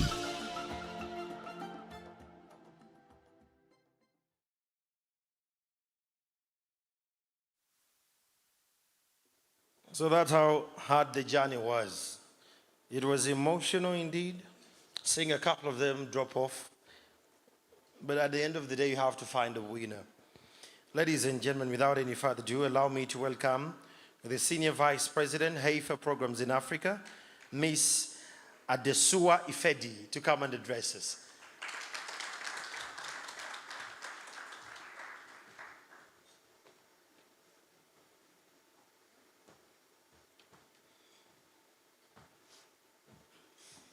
Ladies and gentlemen, Honorable Minister, our fantastic partners, and most especially the applicants and the top 6 who are the reason why we are here today. It's really exciting watching that video, and I kind of think that listening to MasterCard's journey, listening to the other partners, and watching the video, everyone has said actually everything that needs to be said here today. So let me try to put some icing on the cake and also provide some context from Heifer's point of view. In 2020, when we all saw what happened in the world, we realized in Heifer Africa that it was no longer time for us to start having long, lengthy conversations about Africa's future and agriculture. We realized that if the world could change so fast and everything that we knew and understood could shift so quickly, it was time for us to take action and to begin to think about the future and see that the future is actually now. As we began to review some projects that we had participated in to empower young people across the agricultural sector, like the partnership with MasterCard, which spans 2 countries in the continent, we had a lot of learning as an organization. And that learning drove us to do a deep dive research, which we launched, the report on agriculture, youth, and technology in Africa. This report covered about 11 countries in the west, southern, and eastern part of Africa. But most importantly, it brought to light the fact that young Africans have always been seen as, if I pardon me to use this word, the continent's liability that we have to create jobs for so they don't get into trouble. But we realized that with a youth population of over 60% in the continent, we are sitting on the continent's biggest assets. Unfortunately, our processes have not caught up with the way young people need to have an enabling environment to transform themselves. So what the challenge was not the young people or their potential, it was the enabling environment, which was not yet getting to where it needed to be to support youth. As an organization invested in agriculture for over 75 years, having been in Africa for almost 50 years, we are 49 years now, we also realized that the average age of farmers is getting to over 60. And if the young population do not see agriculture as aspirational, then we are definitely heading for problems. You can see what happened with the war in Ukraine and how it has impacted the food systems. Imagine what happens when you don't have farmers. It is true that mechanized farming is catching up in the world, but Africa still has at least 2 decades before Africa can actually get to where anybody else is in terms of large-scale farming. So today, smallholder farmers and smallholder farming is still key to feeding the continent. And with that in mind, we looked at this challenge, the potential of Africa's youth to create jobs in agriculture, as well as the opportunities to support smallholder farmers with innovative technology. And we brought these 2 challenges together in an opportunity which we called the Ayute Challenge. What we realized was that young people may actually be the solution to unlock opportunities for farmers by bringing in a whole new way of seeing and reinventing the industry. We realized that agriculture has been, in the Stone Age. Some people have talked about that already. But we can bring it into a new modern age where it can even compete with the attention young people are giving to entertainment industry in our continent. But for us to do this, we have to have skin in the game. We have to create an enabling platform that allows young people to see a reason to begin to think about agriculture, to begin to create ideas for agriculture. But not just that, we also needed to create an opportunity for investors who have invested in Africa and young Africans, but not in agriculture, in other sectors, to now begin to pay more attention to agriculture as a viable sector for job creation, a viable sector for economic transformation. And I'm excited to be here today to see the unfolding of these events in Uganda. We started this journey in 2021 with our Ayute Africa Challenge, and that has a big ticket prize of $500,000 for 3 winners, each totaling $1.5 million. And the goal of that project is really to look at innovation that is already at the point of scaling. And so we're looking at those who have actually tested their innovation for at least 5 years and are now ready to scale it to the next level. But most importantly, we believe that those innovators will also provide a form of inspiration to other young people who are trying to start their journey. In 2022, we launched the country-level competition. And that was also focused at young people who are at the idea stage, but have tested their concept and now need a lot of hand-holding and support. To further support this country-level competition, we established a partnership with MIT Solve, where we also brought in MIT Solve to provide mentorship and technical support to a group of young winners. We've seen young Africans innovate, but we also know that context for innovation is key, but so is the technical capacity as well. So through the MIT Solve partnership, we're able to bring together the context and the knowledge of the young people, as well as global best practice to the table. We are excited as Heifer, and I think I am most excited to see that Ayute in Uganda is a collaboration between critical stakeholders in the country who share the passion of creating meaningful jobs for young people, but of also seeing the agricultural sector as a champion sector, holding huge potential for economic transformation, job creation, and sustainable livelihood. And with that in mind, I'm just excited, and I want to thank you all for being a part of this community. Thank you all for inspiring me. I'm already taking my photos and I'm already uploading them online, and I'm already sharing. And so I look forward to seeing what comes out of this. As I round up, I want to speak to the 6 finalists. And I want you to know that Heifer has spent 48 years in Africa. When we dig deep to do something as an organization, we are in it for the long haul. We're not thinking about a ticket price, we are thinking of a pipeline. And we're thinking of a long-term program that can enable us to nurture technology and innovators and continue to crowd in more tech innovators. So as you join this family, whether you win or not, please take note that Heifer will continue to provide opportunities at the regional level and country level to support your entrepreneurial journey. So thank you all very much, and thank you for such a wonderful event.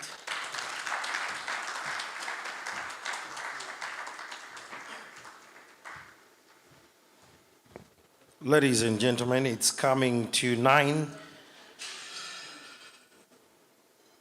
Okay, that was not part of my talk. But it's coming to 9. I want to take this moment with Ifedi's context. Honorable Minister, I'm sure now you see where we are going. Without any further ado, allow me, ladies and gentlemen, let's welcome the State Minister of Agriculture in our country to come and address us about this particular conversation we're having. Round of applause as we welcome the Minister. You're so much welcome, sir. Your speech today, it's government commitment and direction. Thank you so much, sir. Good to see you. Thank you.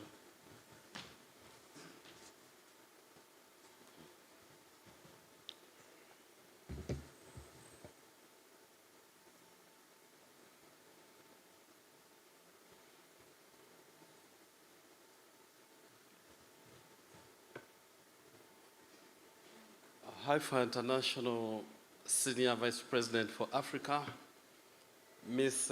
Adesua Ifedi,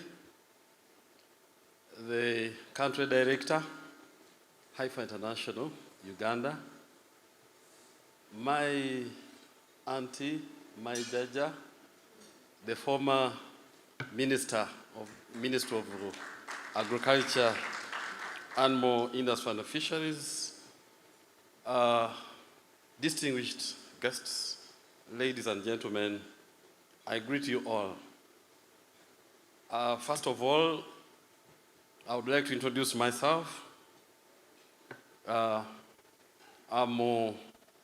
Fred Bueno Chakulaga, the Minister of State for Agriculture, and a Member of Parliament. I represent the people of Chiguru North in Iganga District, Busoga sub-region. I greet you, I bring you warm greetings from the Ministry of Agriculture, Animal Industry and Fisheries, and particularly from my senior colleague, Honorable Frank Tumebaze, who is the Minister of Agriculture, Animal Industry and Fisheries. I also bring you warm greetings from My other two colleagues, Honorable Bright Ramirama and Honorable Helen Adoa, as well as from the staff of the ministry. I'm delighted to join this evening. And I wish, first of all, to salute Haifa International and its partners on this occasion as you announce and reward the winners of Ayute Africa Challenge in Uganda. Development and application of cutting-edge innovation is what will serve as the driving force for the improvement of the agriculture sector in our motherland, Uganda. My ministry, as you are aware, has the vision of a competitive, profitable, and sustainable agriculture sector. And our mission is to transform subsistence farming into commercial agriculture. And from what I can see, the Ayute Africa Challenge Uganda fits right within these vision and mission statements of my ministry. This challenge has been and is a building block towards transforming the agriculture sector in our country, strengthening the youth who hold the future of this sector in their hands. The challenge may have few winners, but we believe that all the youth, I'm told more than 250 of them who applied were challenged to package their ideas in a competitive manner, leaving them much as not winners in this contest, but in the actual sense as better entrepreneurs, farmers, and businessmen and women. This is a great indication world over that the wave is for the youth. And when we see the young people in Uganda stepping up to ride these waves of change, it goes to show that we are heading in the right direction. The hands-on nature of this challenge is, as such, furthermore lauded, and it took the betterment of agriculture out of the boardrooms in the field, as it ought to be. As you are aware, the years 2020, 2021, and 2022 have not been simple years. All of you are aware of the challenge of COVID-19, but you are also aware of the dry weather spells which caused a drop in food production. And you are aware of the political issues across the globe, most especially the Russia-Ukraine war, which created artificial demand of raw materials. All these can be mitigated if we innovate solutions that increase productivity of our land, Uganda, which is well endowed. As we are aware, our country is such a gift from God. As we talk, we are using only 35% of our arable land, leaving 65% out there for anybody to use. Through this challenge, we are not only incubating agri-tech startups, but also bringing together a powerful ecosystem of investors, marketplace experts, and government stakeholders to galvanize action and bring together everybody to market scalable solutions that can help boost farmers' incomes and harness the full potential of digitization. To all the winners, I first of all congratulate you on this very big achievement. However, I also challenge you to take advantage of this opportunity and make it work for you as individuals. Uganda, like much of East Africa, is heavily dependent on agriculture. I hope you are aware that in Uganda, more than 75% of us depend on agriculture directly. And in East Africa, actually it is even more than 80%. Approximately 300 million population works in the agriculture sector. This means that you have a huge market to tap into not only in Uganda, but also across the region. The government of Uganda strongly believes that the youth have power to drive change with the digital innovations that can promote sustainable developments and build a better future for our country. Today, once again, I'm delighted to see the final products from these winning teams. The winners of the challenge will not be the last ones, of course, to benefit from such sectoral synergy.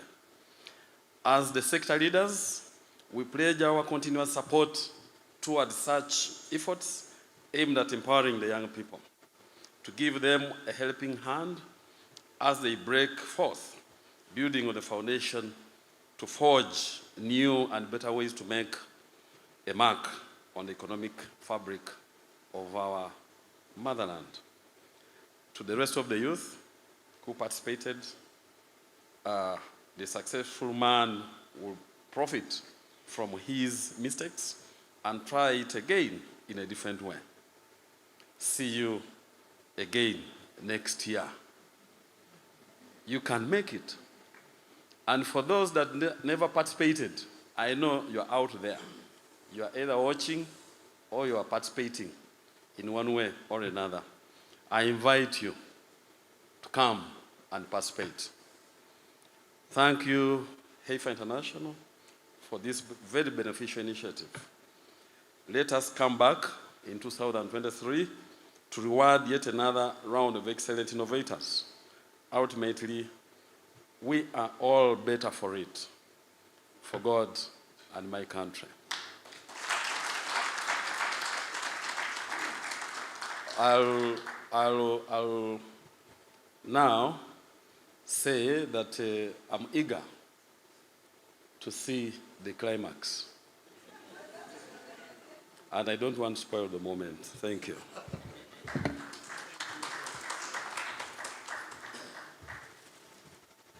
Thank you, Honorable Minister. A round of applause to the Honorable Minister. Now that the government has given us assurance that we seem to be in the same direction, we have started now the awards.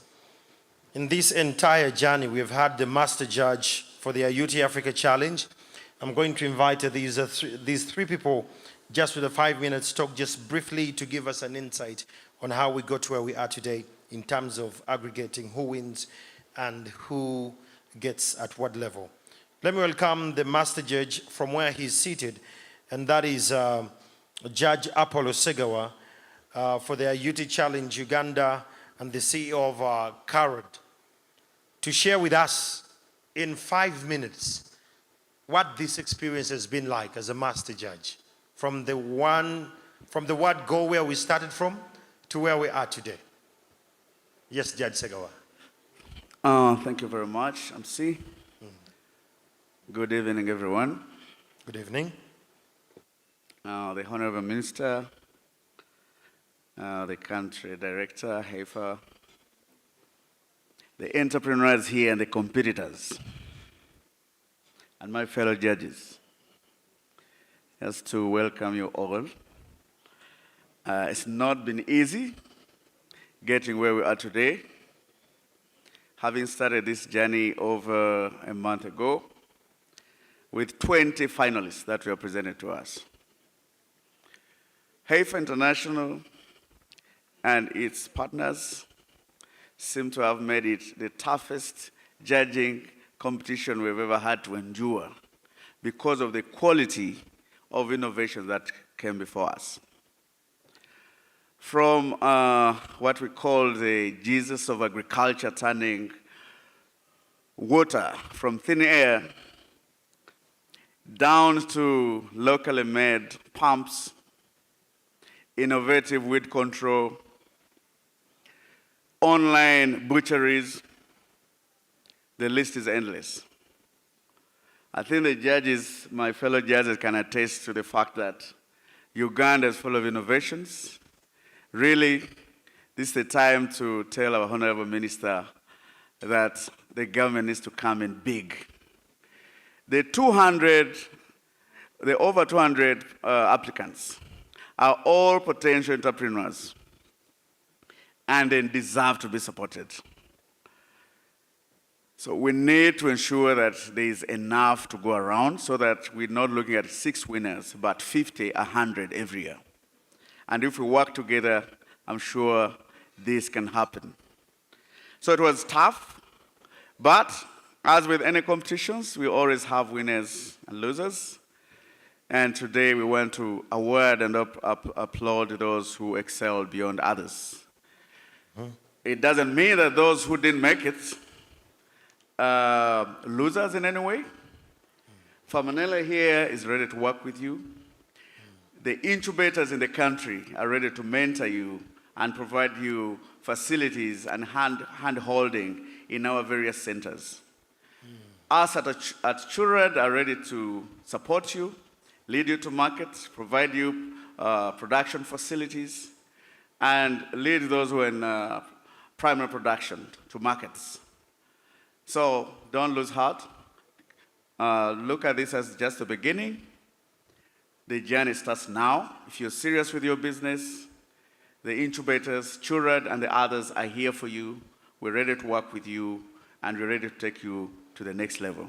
Okay. At this point, I think I'll hand over to you, but kindly invite Judge Zilla there. I'd like to hand over to Judge Zilla to give us her perspective of how this went down. Thank you. Thank you, Judge Apollo. I'm called Zilla Arach Mary, co-founder and chief product officer at Easy Agri. It was tough. It's very tough to choose the best from the best. And it took us a lot of back and forth, scrutinizing from business plans, impact of the different innovations. The talent that was selected was exceptional. At the beginning of the challenge, we saw the 20 finalists come on stage and pitch. And by the time we selected the best 6, these innovators had transformed. From scary innovators fearing to pitch to very confident innovators ready to take on Uganda, Africa, and the world. And it's my pleasure that we have been part of the judges trying to make this possible. And I'd like to say thank you to all the sponsors for making this possible. And just like Chamagra said, we are glad to have the government here make a commitment that the national pie can reach many of the youth, and the innovations here can transform the country. We are glad to be part of this, and Easy Agri, in its own capacity, has contributed to making this possible. Up to date, we have worked with over 300,000 farmers and youth across the country to promote the vision of innovation and technology in Uganda. Thank you so much. Wish you all the best, and to the innovators. It has been a pleasure watching you grow, watching you pitch and become very confident, and I'm very sure that you're going to be employing so many people in the future. Good luck. Thank you. Thank you so much. Round of applause for judges. Now, when it gets to tallying, let's have a look at this video on the screen as we welcome Mr. John Walabiechi from RSM RSG Eastern Africa.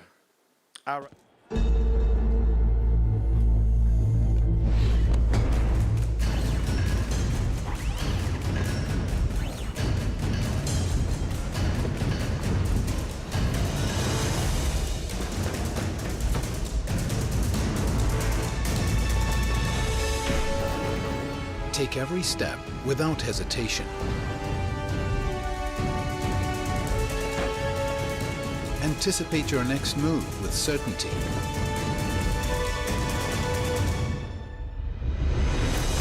Because our trusted advisors help you prepare for challenges specific to your business. Our focus is always on you, so your focus is always forward. Experience the power of being understood. RSM, Audit, Tax and Consulting for the Middle Market.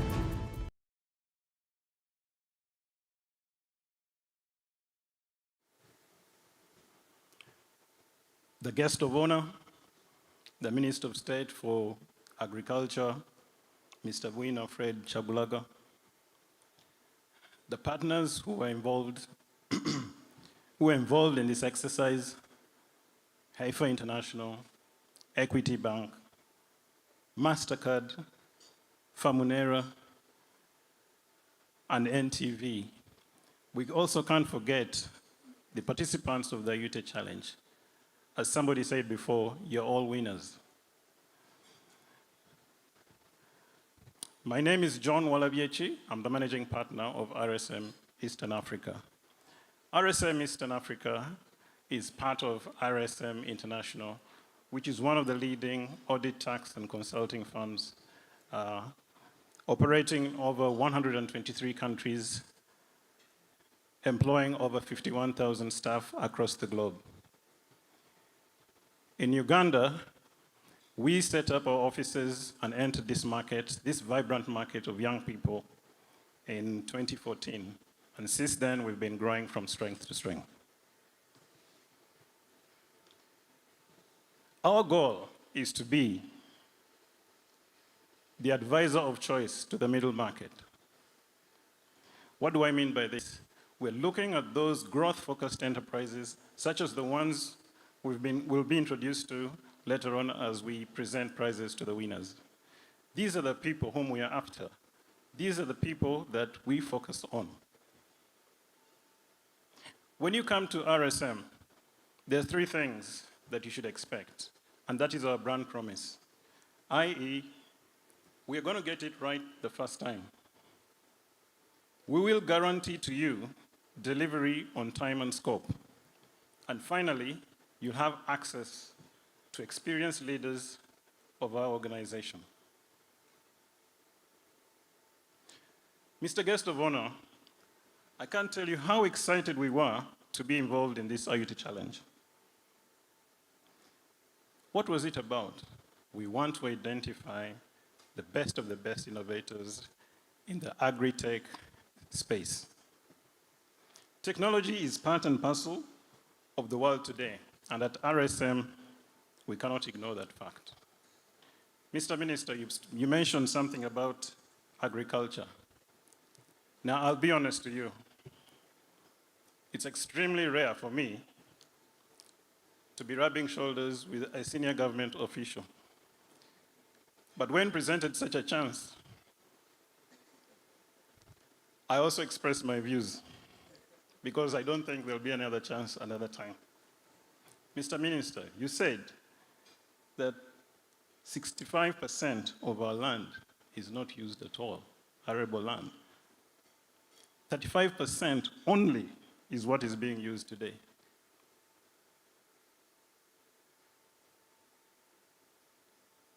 I heard the things that you were saying that the government is doing. Now, apart from me being involved in this exercise and the food I eat, I have not been involved in agriculture at all. However, having been involved in this exercise, I'm now inspired. You listen to the stories of these young people, you listen to what they've been doing, and you're inspired. So the question in my mind is, Why can't we get it right? I hope this message from me, Mr. Walabiechi, somehow can reach to the policymakers to ensure that the 1% GDP that agriculture plays in this economy is eventually expanded. Because if we do that, then real lives of people will be improved.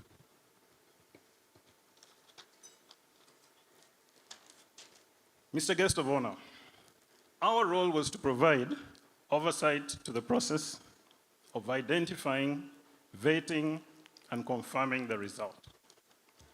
This was not easy. The judges have just told you that this was not easy. And in an environment such as we play in, where those who validate results are always under the microscope, it's obviously going to be a difficult process. Having said that, we were involved in the vetting process of all the applications. We watched those videos. We sat through all those presentations. We ensured, and most importantly, that the criteria that was used to get to the winners was followed to the letter. We even visited all these locations where these people were.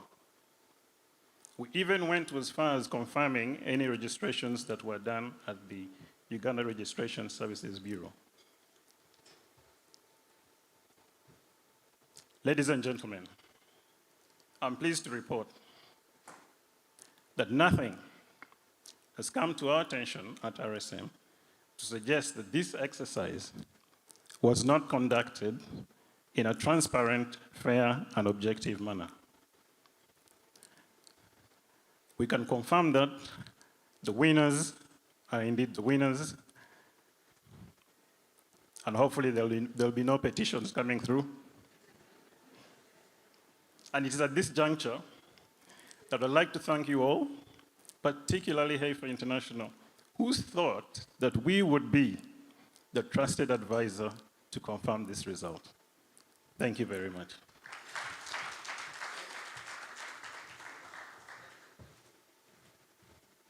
Thank you so much. Honorable Minister, the 1%. See, I'm a typical muntu wa wansi, I see what ufunira. Mr. Chwalabi has said the 1%, if we could just stretch it a little bit further, and in that, if we could have the youth included in that stretched percentage, we'll all be better. Ladies and gentlemen, I just want to calm down your tensions because now we're going to start to see who has gotten what. And that said, I want to welcome once again Michael Wuma and Jose Sachs to just, calm down our tensions. Rub your neighbor, you say it is now the time. Just rub your neighbor at the back. Just tell them this is the moment we've all been waiting for. And please note that the judges are not going to announce, it's going to be announced on the screen. So it's going to be that easier. Michael Wuma and Jose Sachs.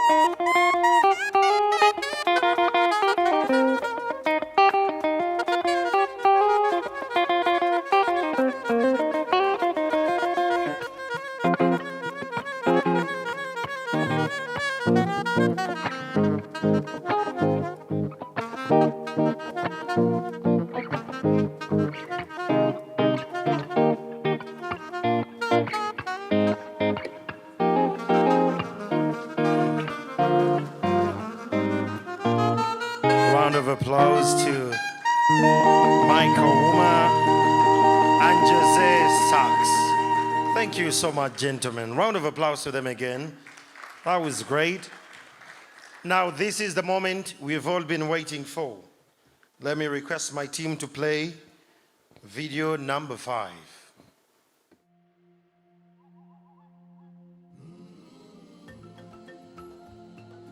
At Lowbrand Holdings Limited, we have come a long way through training farmers on how to produce pastures, producing pasture seeds and supplying them to farmers, give them knowledge on how to improve their farms, and we have then promoted ourselves to feedlotting, whereby we are fattening beef animals indoors at least majorly 120 days. The animals are ready for the market. Having 50 million, we are going to make sure that the brand is visible to our customers. We are going to make sure that the brand is promoted, We are going to look into increasing our sales by marketing, as well as bringing the brand to Ugandans, bringing in more branches to make sure that we increase the sales. As we increase the sales, the farmers are benefiting because we are buying from them.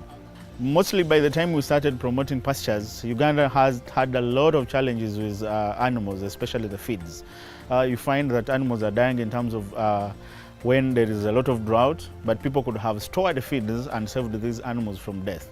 So when that came up, I saw there was an issue, a big issue in Uganda about pasture production, about the feeds.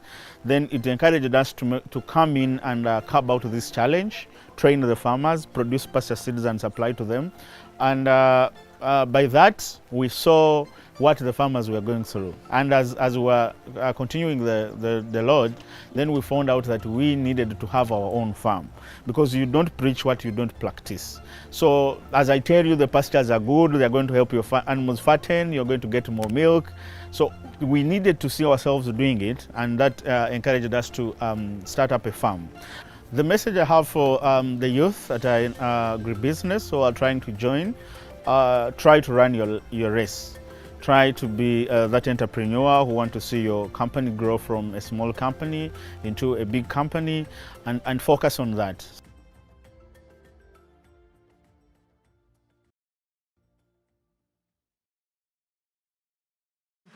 Natwijuka.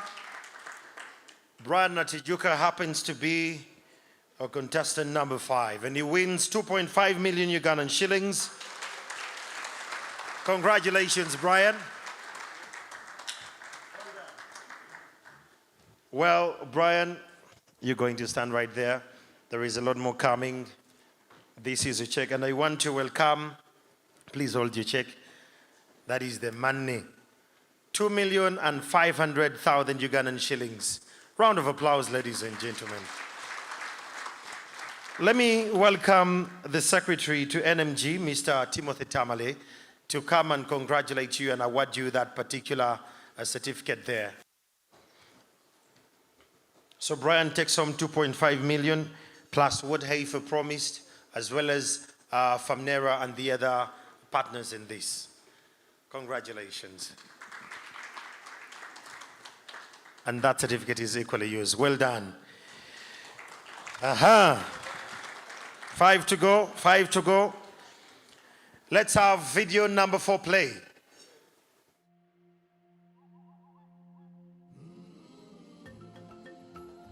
As an individual, Well, we started in 2016 doing fruit tree seedlings, basically grafting.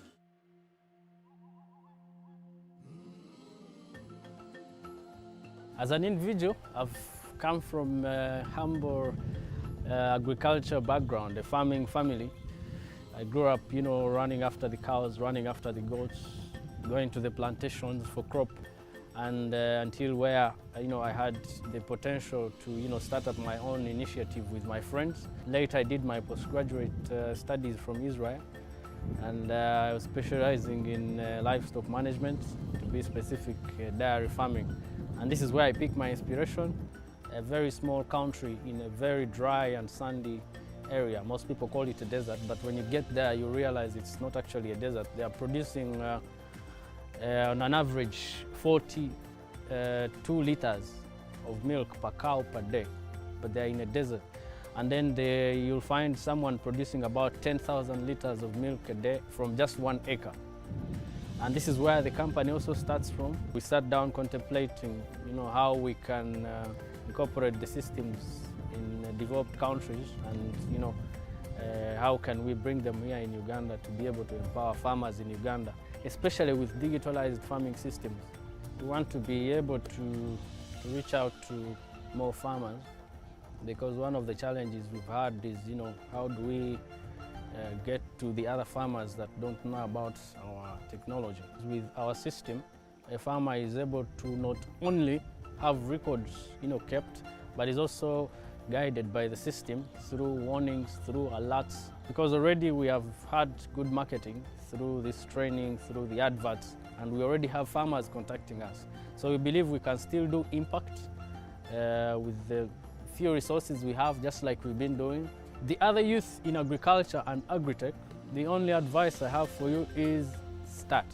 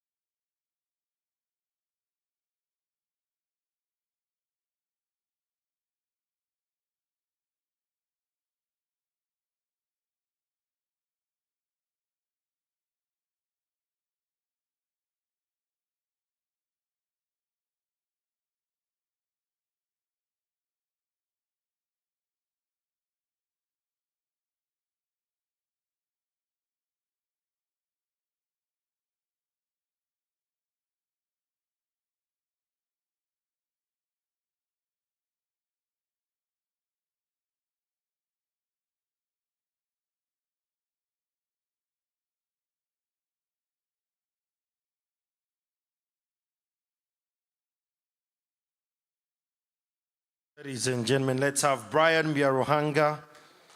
He takes home 2.5 million prize. And let me welcome Mr. Kato George from Equity Bank. You never know, Equity Bank could actually even tell us something bigger here. You know, I'm a journalist, my job is to provoke. You never know.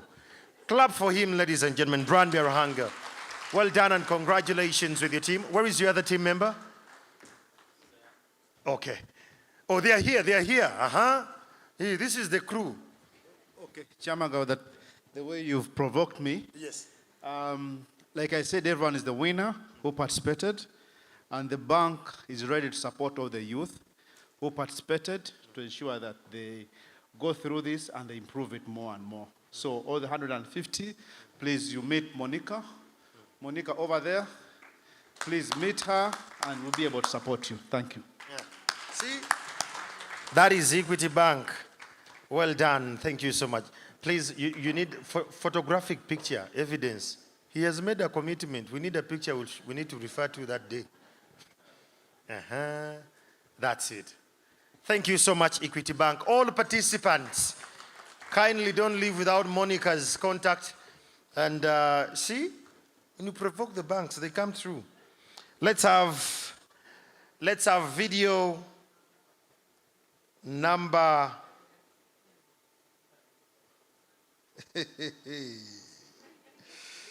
Jesus is Lord. Let's have video.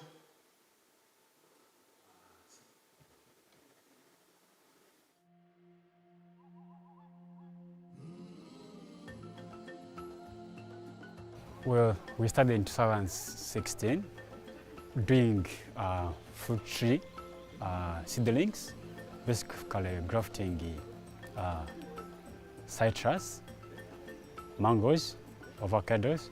But besides that, we used to do tomatoes as a side business. So along the way, we used to experience issues of bacterial root Fusarium mold. So sharing with experts, they assure us that there's no solution for that. The only way is to use resistant varieties. The hassle I went through doing my tomatoes and wilt, and finding out that there is no any chemical which can help me to solve that. But I remember that in our villages, we used to have our indigenous tomatoes, of which they don't wilt. So with the idea I have grafting fruit trees, so I bought the idea to graft tomatoes. But if we could get 50 million, first of all, currently we have what we call trainings on our farm, but we would like to set up an agritourism farm whereby those who come, they have where to stay, because they can camp and stay for more than about 4 or 5 days. And that way it calls for us to get land where we can establish such a facility. I'm already benefiting from this, that is to say, after airing out the presentation I did, I have already received customers, meaning with or without, I'm already in the business. Where we are heading, we are seeing expand this beyond here in the Central Region. Currently, we are occupying or we are working within here in the Central Region, but with time, we hope to scale up this beyond boundaries of Central Region. Well, what I can tell other youth there that however small you are, however little investment you have, please start with where you are, with what you have. Because you can't start before you start. Better start now. Segawa Sali, with or without. So Mr. Sali here takes 15 million Ugandan shillings. And I want to welcome Mr. William Matovu to come and hand over this prize to him. 15 million Ugandan shillings. His attitude was very clear. He said, with or without, regardless, we move. That's the man. You can give them the certificate. Yeah, that's the crew. They have an award as well. Round of applause for Segawa. Well done. Thank you so much, Segawa, and thank you so much, Mr. Matovu. Are we ready for the last two? Just stand to your neighbor, say we have 3 to go. Who do you think? These innovations, in one way or the other, we have some online trollers who are supporting other parties. It's hard to host this kind of show because you see the results and you know the innovations, but at times you just want the judges, RSM, to do their job. Ladies and gentlemen, this is the time we've all been waiting for to hear who could be the first runner in the Ayute Challenge Uganda Edition 2022. Let me request for video 2 to play.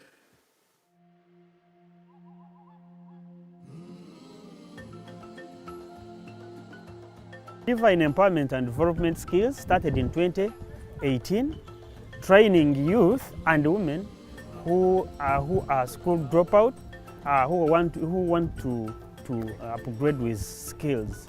And we started training youth in solar technologies, which we have been doing since 2018. As an individual, I look forward to being the leading solar energy manufacturer in Uganda. As a company, we look forward to putting manufacturing plant that will be manufacturing these solar water pumps that will supply Uganda and all East Africa and Africa. If we get this to 50 millions, we shall put our own welding plant.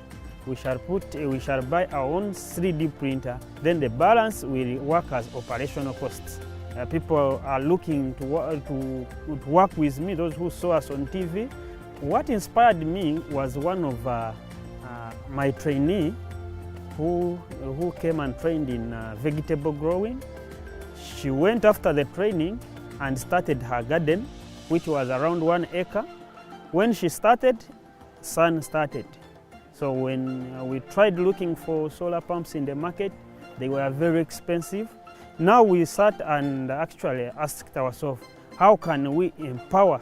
How can we help this training? That's how we came up with this innovation, and actually that will help millions of Ugandans.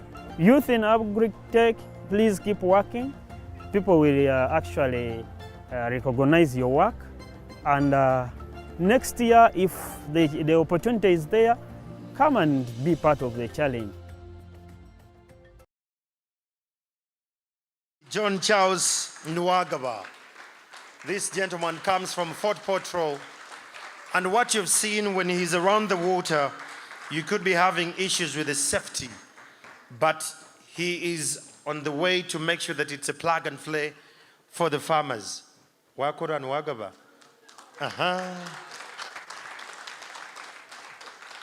allow me at this time to welcome Miss Renita Nabisubi to come and congratulate him upon this achievement. So Charles takes home 30 million Ugandan shillings. Yep. Thank you so much, Ayute. Thank you so much, our sponsors. Okay. Retina sent the other representative she had come with earlier on from, please. Thank you so much. That is a MasterCard Foundation. Thank you so much for believing in the dream. Thank you so much for empowering such young people. Chelsea. Hey.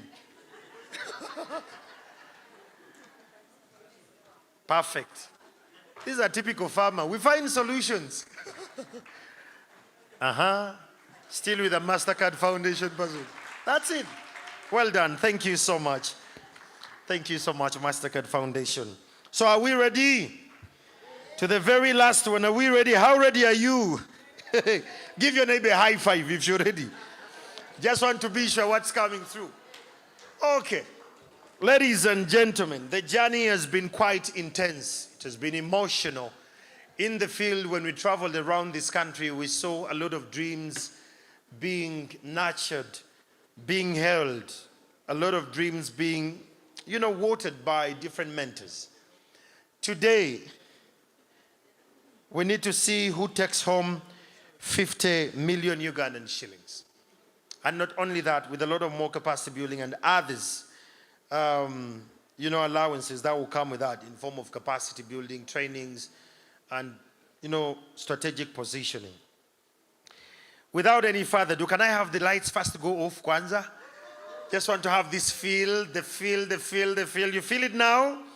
You feel it now? You feel it now? Let's have video one play.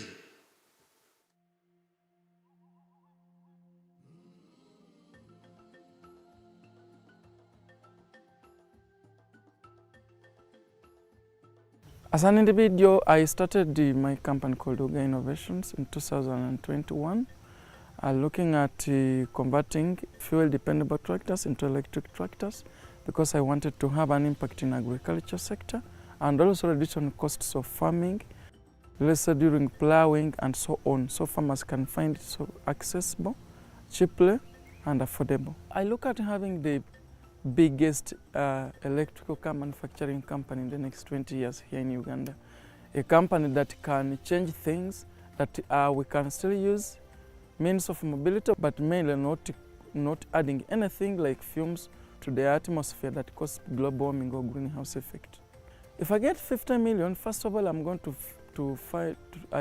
make sure that I'm now re-established and make enough research so that I improve in the components that they keep using in conversion of these tractors, and also do a number of researches and guidances from our judges to see that I actually bring out the best that can match with the global standards.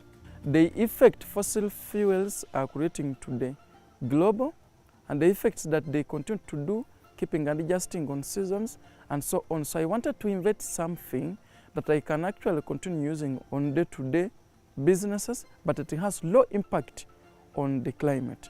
The youth must understand that the next urgent thing globally, or the next goal, will be food. Food continues to get scarce and scarce globally. And so, if you want to be the next billionaire, invest in food. And secondly, never mind about where you came from and so on. On anything, just begin and keep going. Sadraka. This is our winner tonight, ladies and gentlemen. Let's clap until he gets here. Congratulations, Sadrak. Well done. Well done. A dream came true. A dream came true. Let's clap for him immensely, ladies and gentlemen. Congratulations. Congratulations. Hang in there. Sadrak is a very emotional guy, but yay. You guy. Okay. I want to welcome the country director, Haifa International. Let me welcome the Senior Vice President of Haifa Programs in Africa to come. Let me welcome as well and Ms. Nabisubi to come, the Minister of State of Agriculture to come. Let me invite Equity Bank to come up here. Let me invite Mr. Timothy Ntale from NMG to equally come up here, and the CEO of Famnera, as well as the managing partner, RSM Eastern Africa, to come and congratulate our winner, ladies and gentlemen. Round of applause again to our winner. As we wait for them to come, let him talk to us. Come and talk to us. What does this mean to you and your entire region and the vision?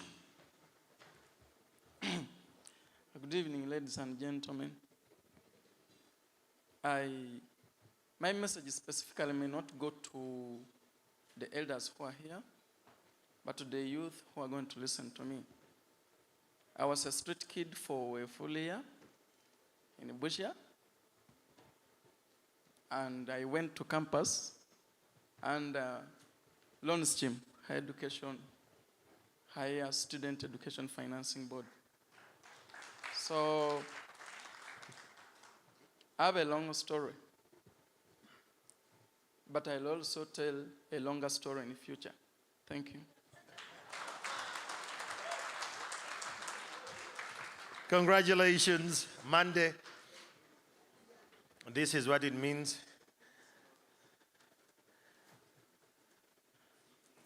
The rest, the ladies with the other words, we can stand on the other side for purposes of archives. You can either give them to, Perfect, this is the moment. Round of applause again to Monday, Sadrak. Congratulations and well done. Well done. Ayute Africa Challenge 2022. This is our winner. He goes home with 50 million Ugandan shillings in a prize and a lot more other capacity that will be given to him. That said, ladies, let's clap for him again. Hey, Monday, make sure you get the business card of each one of them. You never know. You never know. That is it. We need another picture with the minister for archive purposes.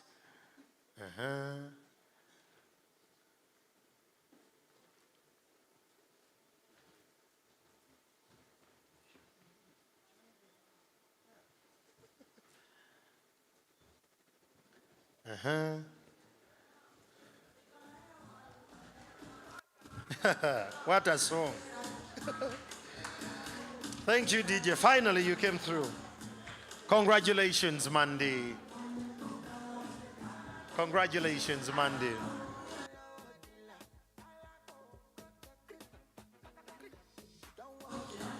Okay, DJ, just a minute.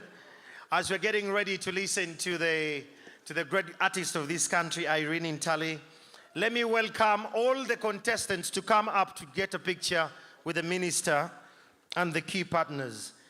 Mrs. Nabisubi, again, I'm going to request you stay with us here, please. Apologies.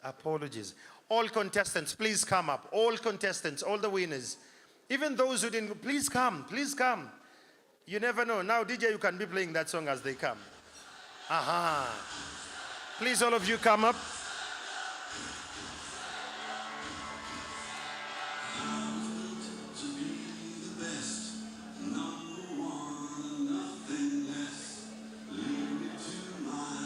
Where are the other contestants?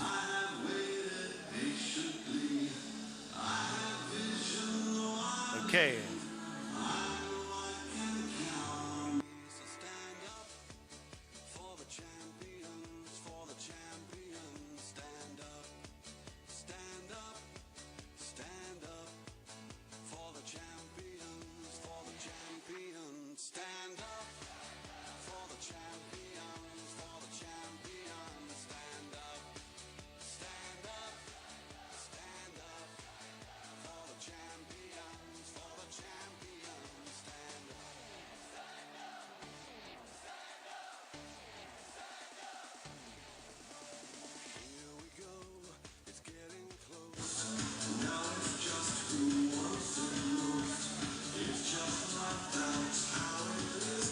Thank you. DJ, thank you. Great thanks to our great sponsors and partners. In a special way, I want to thank the NMG group. I want to thank NTV in particular. Thank you so much, Mr. Molo, for being visionary about this. Thank you so much, NMG. Thank you so much, Famnera. Thank you so much, Equity Bank. Thank you so much, Mastercard Foundation, Heifer International. Thank you so much. And not forgetting you, the great participants. Ladies and gentlemen, without any further ado, allow me to tell you a story of a beautiful young lady. In our country, we take long to find people who sing to our hearts, people who sing our usual conversations. As Omuntu Awansi, I really love those artists. The next performance on stage is an artist who broke the airwaves a few years ago, and in one of her songs that was called Jobera, there was something to do with Rolex. And that took the whole of my generation and the others. And over the years, she's evolved in a global icon. She has represented Uganda here and abroad. Ladies and gentlemen, I present to you the magnificent, talented, titanium artist, Irene Ntali. Round of applause. If you don't know how to sing, you don't know what this means when you're an artist. She's getting ready. You know the guitar is not from here. These things come from Italy. They need to be well aligned. So to those of you who know her for her great performance, I'm going to request that the entire team could actually give us a good feed. And those online, by the way, I've not forgotten about you. I want to thank our friends who have been online, tweeting, and on the YouTube, all your comments.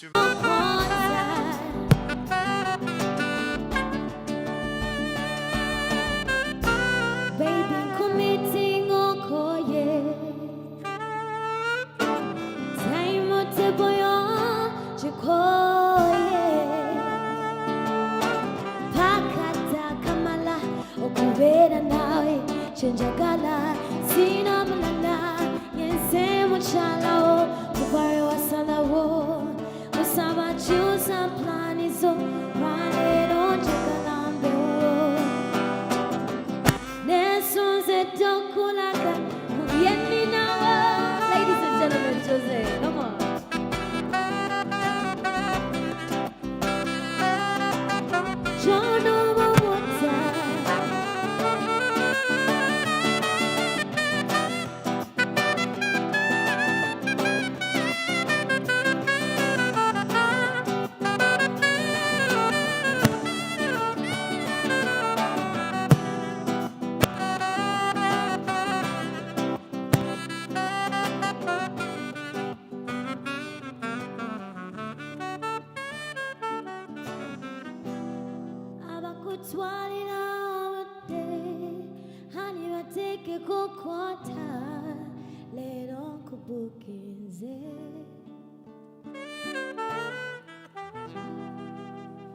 Are we good?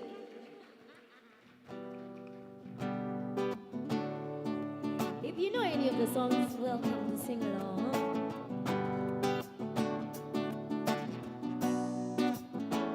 In a love affair, undisputed. Once he went to to the undefeated. Ladies, to winning, to leading, now we're ready for to raving, chat to gantang, to marching, so stay with me. If you stay with me, I could love you long. Sweatana, nakuzona, love ya fenyanje takoma. If you stay with me, I could show you better.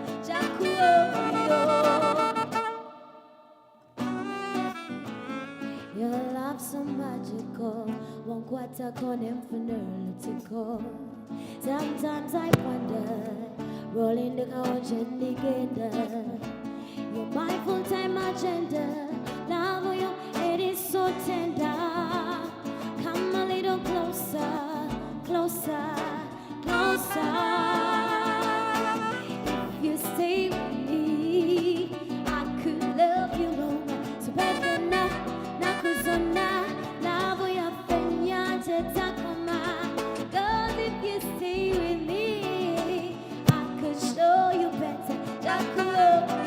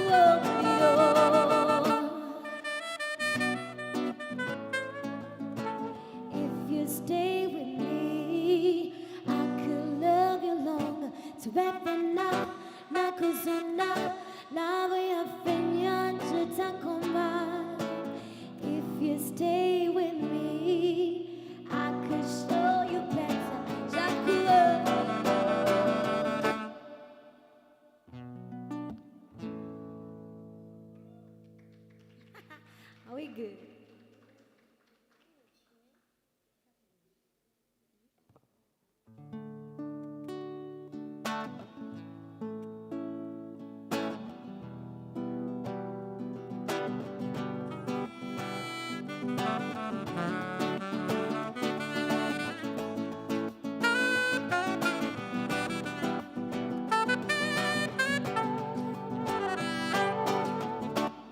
Waliwo omwana kwesolando kotana zenga sebaka analalila waliwo olusi remalabanabana dengugumuka densisimuka emambye olusi kenanesala gandiawo echokolane chibula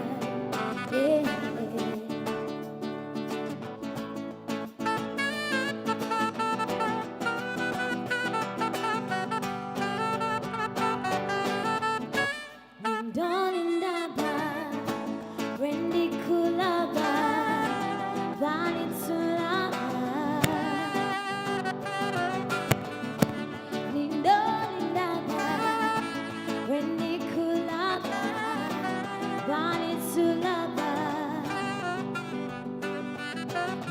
Sonya zigwa pepinze Gankubye kubye Bulira kati Unonya kachi Inawe pokola Ninawe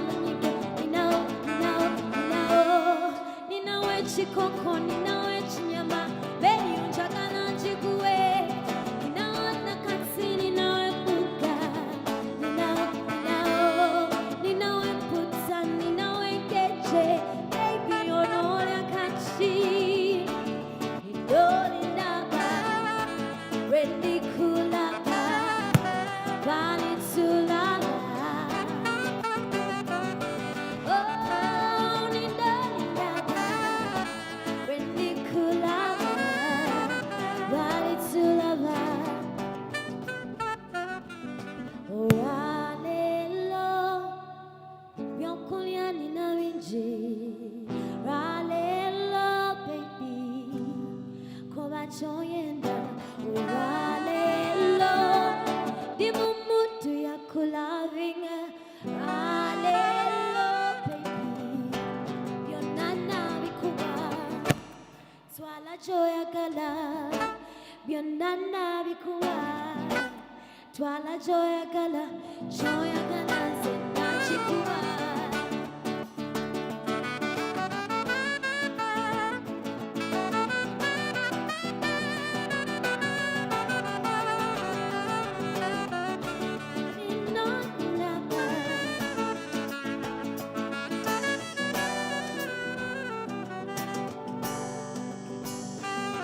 Ninaona katini naepuka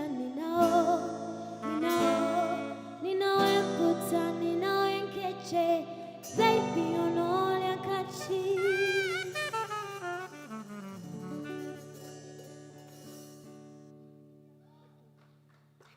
Are we good?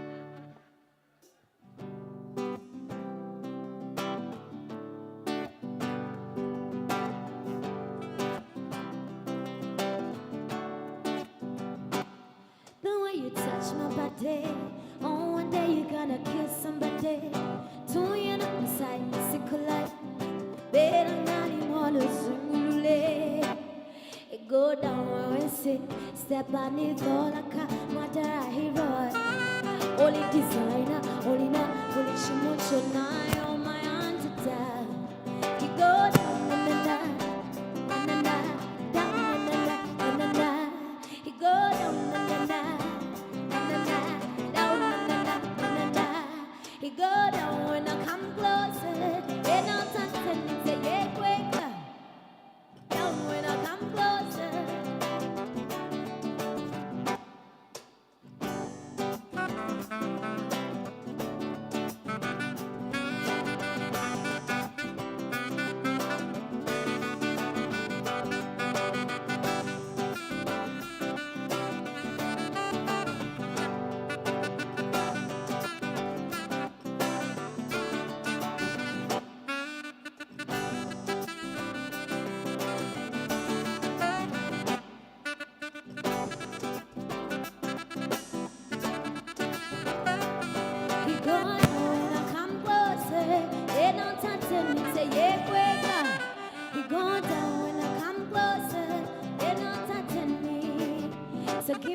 give me your busy body.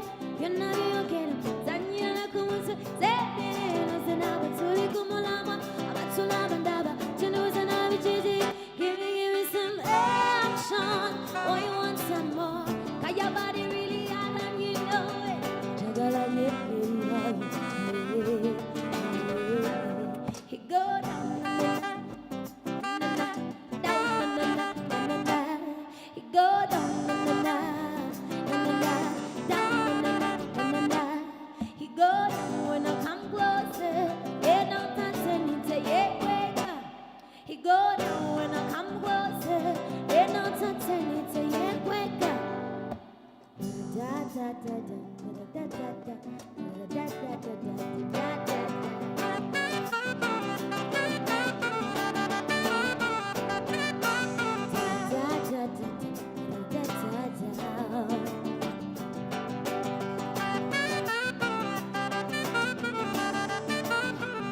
So love the way you go down, go down, go down, go down, go down, down, down, down, down. I love the way you sit down, sit down, sit down, sit down, sit down, down, down, down, down.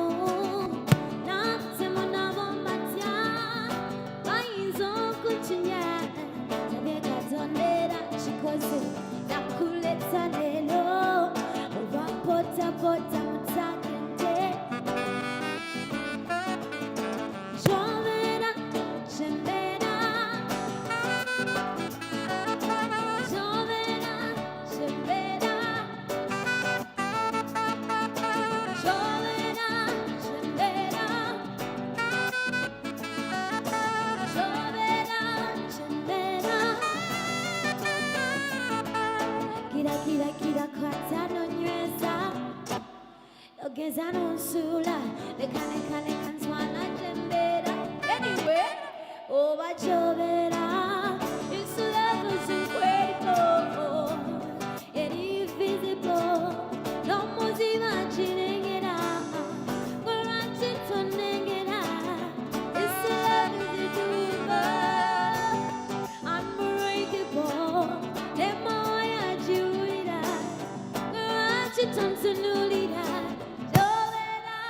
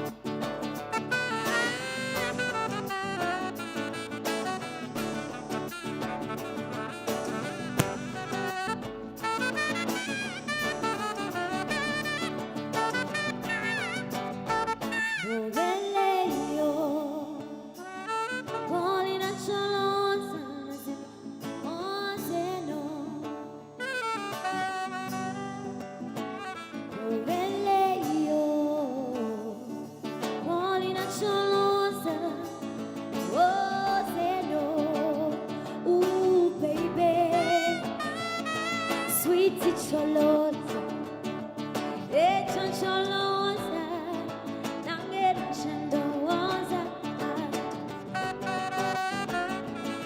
Aterio piononosa, yerindetero kurai, mirembe, empunga, endozolera, chine changwe chivisi, sweet chibula konya stimu kwano bono kuta, nasa wachibi, obeleyo.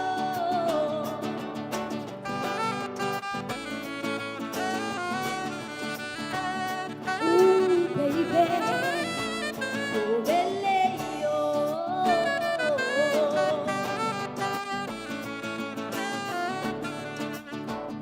Ooh, baby, sweetie kwanzisa monteko, muliremba muchiyumwa masige ntamu, kulaba molyomo. Nafumbye lumonde nakao, natademu nebirungo sweet yakao chicho.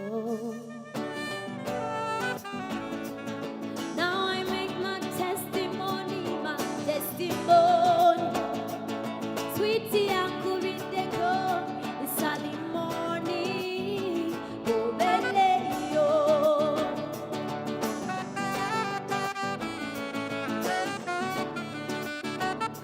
Ooh, baby, obeleyo.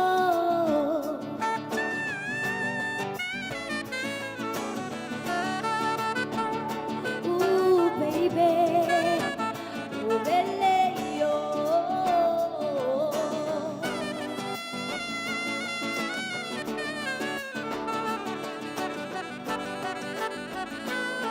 Chonda choloza, chonda choloza, nangeni choloza.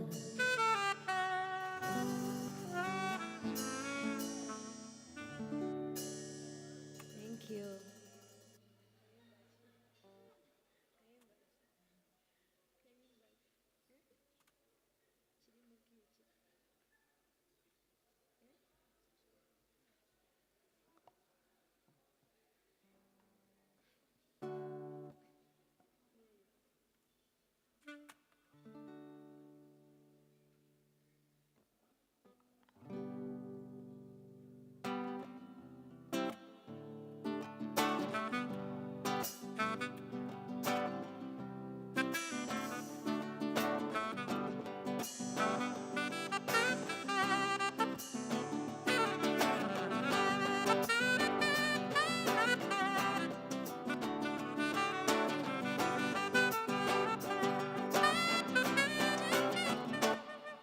Ojonkombe kolare,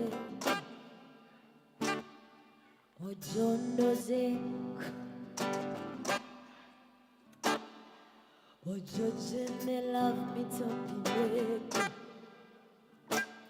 ganko teke kete katisa, ganko popping the champagne ojiweke. Kuweka bufe como kwano tuyeke. Let's do it now, experimenting gangandi, dating gangandi, one bika. Vocabulary love to the changing that, to rewriting that, to whispering that. Let's do it now, experimenting gangandi, dating gangandi, one bika. Vocabulary love to the changing that.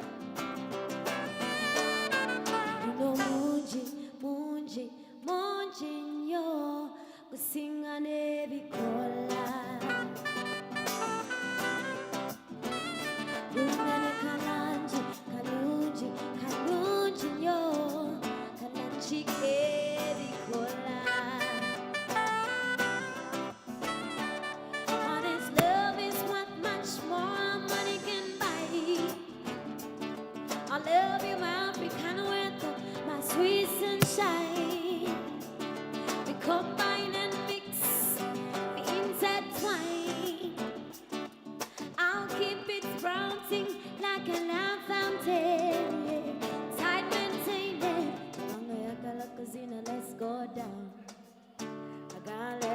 down. Juke up like a shinny, shake your body down. I'm entangled, waiting for hours, how they live. Blue trees passing, that's why I gotta keep it separate.